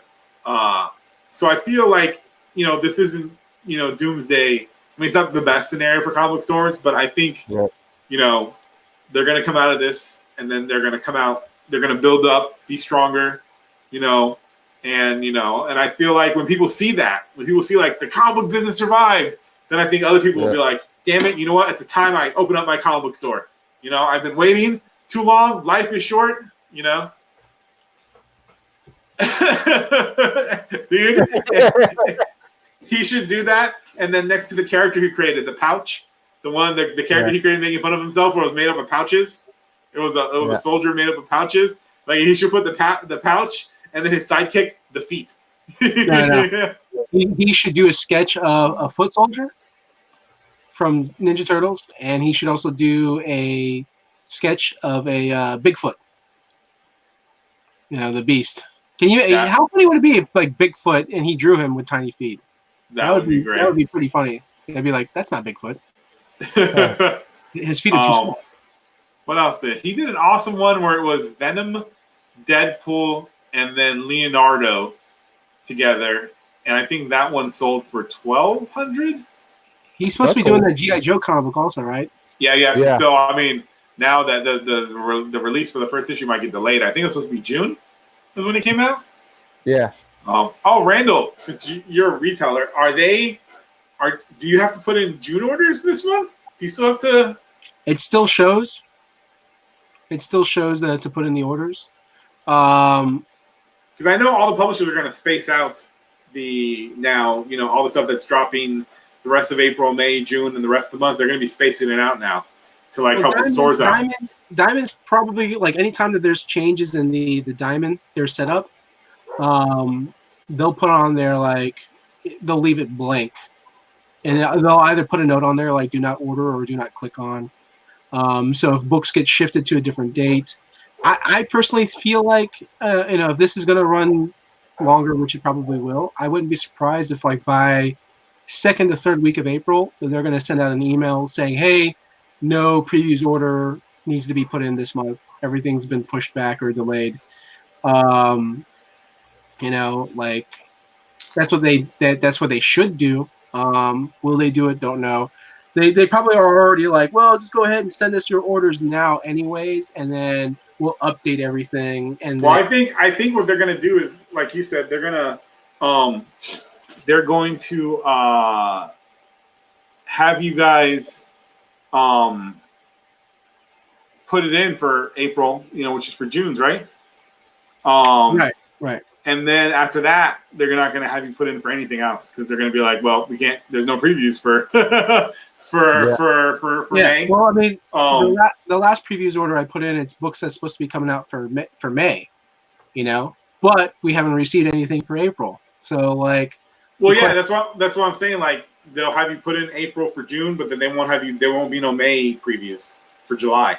Maybe. Because after that, I think what the publishers are gonna, because like what are they gonna do? Like send you guys the previews, but not they're like, we can't send you the comics, but we sent you May previews so you can put in your order. They probably just want everything like set up in their system. I mean, my question also is, how is FOC going to be handled? Like, will they still do a final order cutoff? I haven't really been checking Diamond. I haven't been like going onto the site and looking and reading all the stuff that they're putting out. They have to at least do final order cutoff because what if somebody wants to, what if the store wants to cancel stuff? So they're gonna screw them over and say, sorry, you can't cancel it. So whatever you put in, you got to pick up that stuff when it comes time. No matter how spread out it gets, you got to pick up all those books. It's messed up. I'm also curious, like already, like if there's been 3 or 4 comic book stores that have closed, right? Like how is let's say another 5 or 10 stores close in the next couple weeks or few weeks. How is Diamond going to handle because they've already put in their orders, so obviously they'll have to go through the system. They're going to have to cancel everything. Cancel all the orders, and then they're probably going to be like, you owe us money. Those people are going to be like, well, you know who you can send it to? The offices of Suck It and Suck It. The thing I'm hoping that Diamond might do maybe before they resume or try to resume is because remember Diamond will do they'll do liquidation sales. They'll do liquidation like, hey, order these now, get these at 65, 70, 75% off, 80% off. If they do that, if they do like a 1 month of like a full month of just liquidation sales, and they're trying to liquidate and get everything that they currently, because I mean, right, what was it? They were mentioning before that the Diamond is basically struggling with money right now, and like apparently they don't have the money to even get new books from Marvel and DC. How? So if they are not able to come up with the money to get the books from Marvel and DC, then somebody else told me that that they tried asking for a credit, like hey, give us the books, give us a credit, and we'll make sure we pay you back. And I think it was Tim that told me this. Tim, I think, read up on it, and I think he said that something along the lines of that Diamond asked for a credit for Marvel and DC, and they both told them no. They both basically said, no, you need to have the money for the books that we're going to send you. And according to what Tim told me. So if that's the case, and then the news of DC looking into another company to possibly handle publishing, distribution. This is an opportunity for Marvel and DC, whatever contract that they have with Diamond, this is their opportunity to break from it. If they break from this contract, that means Diamond is no longer like, hey, we can only be the only ones to do the distribution for your books. But if they find, because I don't know what's in the contract, I don't know the details. But in this case, let's say the details are ironclad, and Diamond's like, no, you signed this deal many years ago. You have to honor this deal. But now with Diamond struggling and with everyone struggling, like I wonder if like Marvel and DC are like, hey, we're allowed to break the contract because of the whole situation, and then they're going to go elsewhere and start getting their books distributed by other companies. Mm-hmm. But then again, that's gonna change the whole comic book dynamic, because like how many of these other stores are going to be able to even meet whatever the status and demands are for the other publishers, and I think those are the details that DC and Marvel will have to work out with other publishers. Let them know, like, hey, this is how Diamond has things set up. So, if you can do the same thing, but that other distribution company might turn around and be like, nah, like the minimum order to order books from us, no, it's got to be at least $1,000 or $2,000 or $3,000. Then all the other publishers or all the other businesses that can only afford, like $1,000 a month or $2,000 a month, they won't be able to go through that other distributor. The only way they'll be able to do it is Kickstarter. If that happens, I mean, honestly. Kickstarter, like raise the money for their business. Yeah, pretty much. That's the only way to do it. I mean, Kickstarter is interesting. Like I thought about doing that. Like I thought about like raising money. The way the Kickstarter thing works is you have tiers of Kickstarting. You have $1, $2, $3, $100. But you have to give something back to the person that's right. But I think aren't the rules are when you're giving that person something, it has to be something that you created. So for example, like I have a whole comic book collection. I can't turn around and say, hey, I got like Amazing Spider-Man 500, or like get any Spider-Man comic book, if you contribute to this Kickstarter pledge, like I don't. It's basically I'm just selling comic books. I'm using Kickstarter to sell comic books, basically. I don't think Kickstarter will allow that. Because I saw like there's a place in Orlando. They did a Kickstarter and they were able to raise money so they can open up their bar. It's a gaming bar. Can't remember the name of it. Yeah, a comic shop. I think that's what it was. No, not a comic shop. It was a different. No. It's not role playing, but it's I think a role playing game. It's one of those like gaming stores where like board games. Right. Yeah, I forget the name of it. I remember seeing their video and I remember seeing their Kickstarter, and I thought to myself, wow, this is really thought out. This is really well done. And they were able to get the money and raise the funding, and they were able to open the bar, and they had like all kind of like neat stuff to give customers. Like the best thing I could do is I would want to raise money to purchase a building and then use that building to put my business in there. But that would be like a lot of money, like to purchase a building for commercial real estate. That'd be like, I don't know, Yeah, like but $500,000. yeah, but like you're like you said, man, so you can start off on a smaller building, smaller shop first, and then build your way up Yeah, to the that's bigger true. shop. That's true. Because you did that the first time. You started small and built your way to the other one. Yep. I didn't even get to see any of those stores. Which stores? The small one or the medium-sized one. Oh, you mean the small one that was as big as a closet? Oh yeah, my store. Yeah. As big as a bathroom because he put all those Well, things. it was bigger than a closet. Okay, it's a bedroom size. No, it was a bathroom, man. It was as big as a bathroom almost. No, slightly bigger than the bathroom. Slightly bigger. I was living in Texas at the time when. Okay, that's why. When he had that store, and then he had the other one. Yeah. And I always give me and Marco occasionally talk about it from time to time. Like, what if? I always give him shit because I was like, "Hey, man, why didn't you just?" I'm getting a little tired, guys. I'm gonna call it. Oh, okay, cool. Yeah, I'm gonna call it. So, all right, guys. Thanks, guys, for watching, for tuning in. Well, CCW is coming back next week. I wanted to take a little break, so and then I'll be on Silver Age Sundays. That's pretty much all the shows I'm gonna be on next week. So, anything up with you guys? Like anything? You guys got anything coming up? Again, if you love 90s comics and the joy that the 90s brought, go onto Facebook, go to search, type 90s Comics Strike Back. Click the ad and take the easy 3-question. You just gotta answer 3 nerd questions, and they're so easy. And then you're in. If you fail the test, if you're below 70%. So if you love 90s comics, join us. There's a lot of cool pros in there, like Rob Liefeld. Brian Pulido. So yeah, Brian Pulido. So and then the other thing is, still I'm working on create our own stuff for publishers, and then working on locking deals down for other create our own books, and then still working on the Kickstarter book. Right now, I need to finish the script for that. Then it goes to the artist, and we're going to talk about it. Then he's going to start doing more designs. But I mean, that book's probably not going to kickstart until like maybe June, the way things are going right now.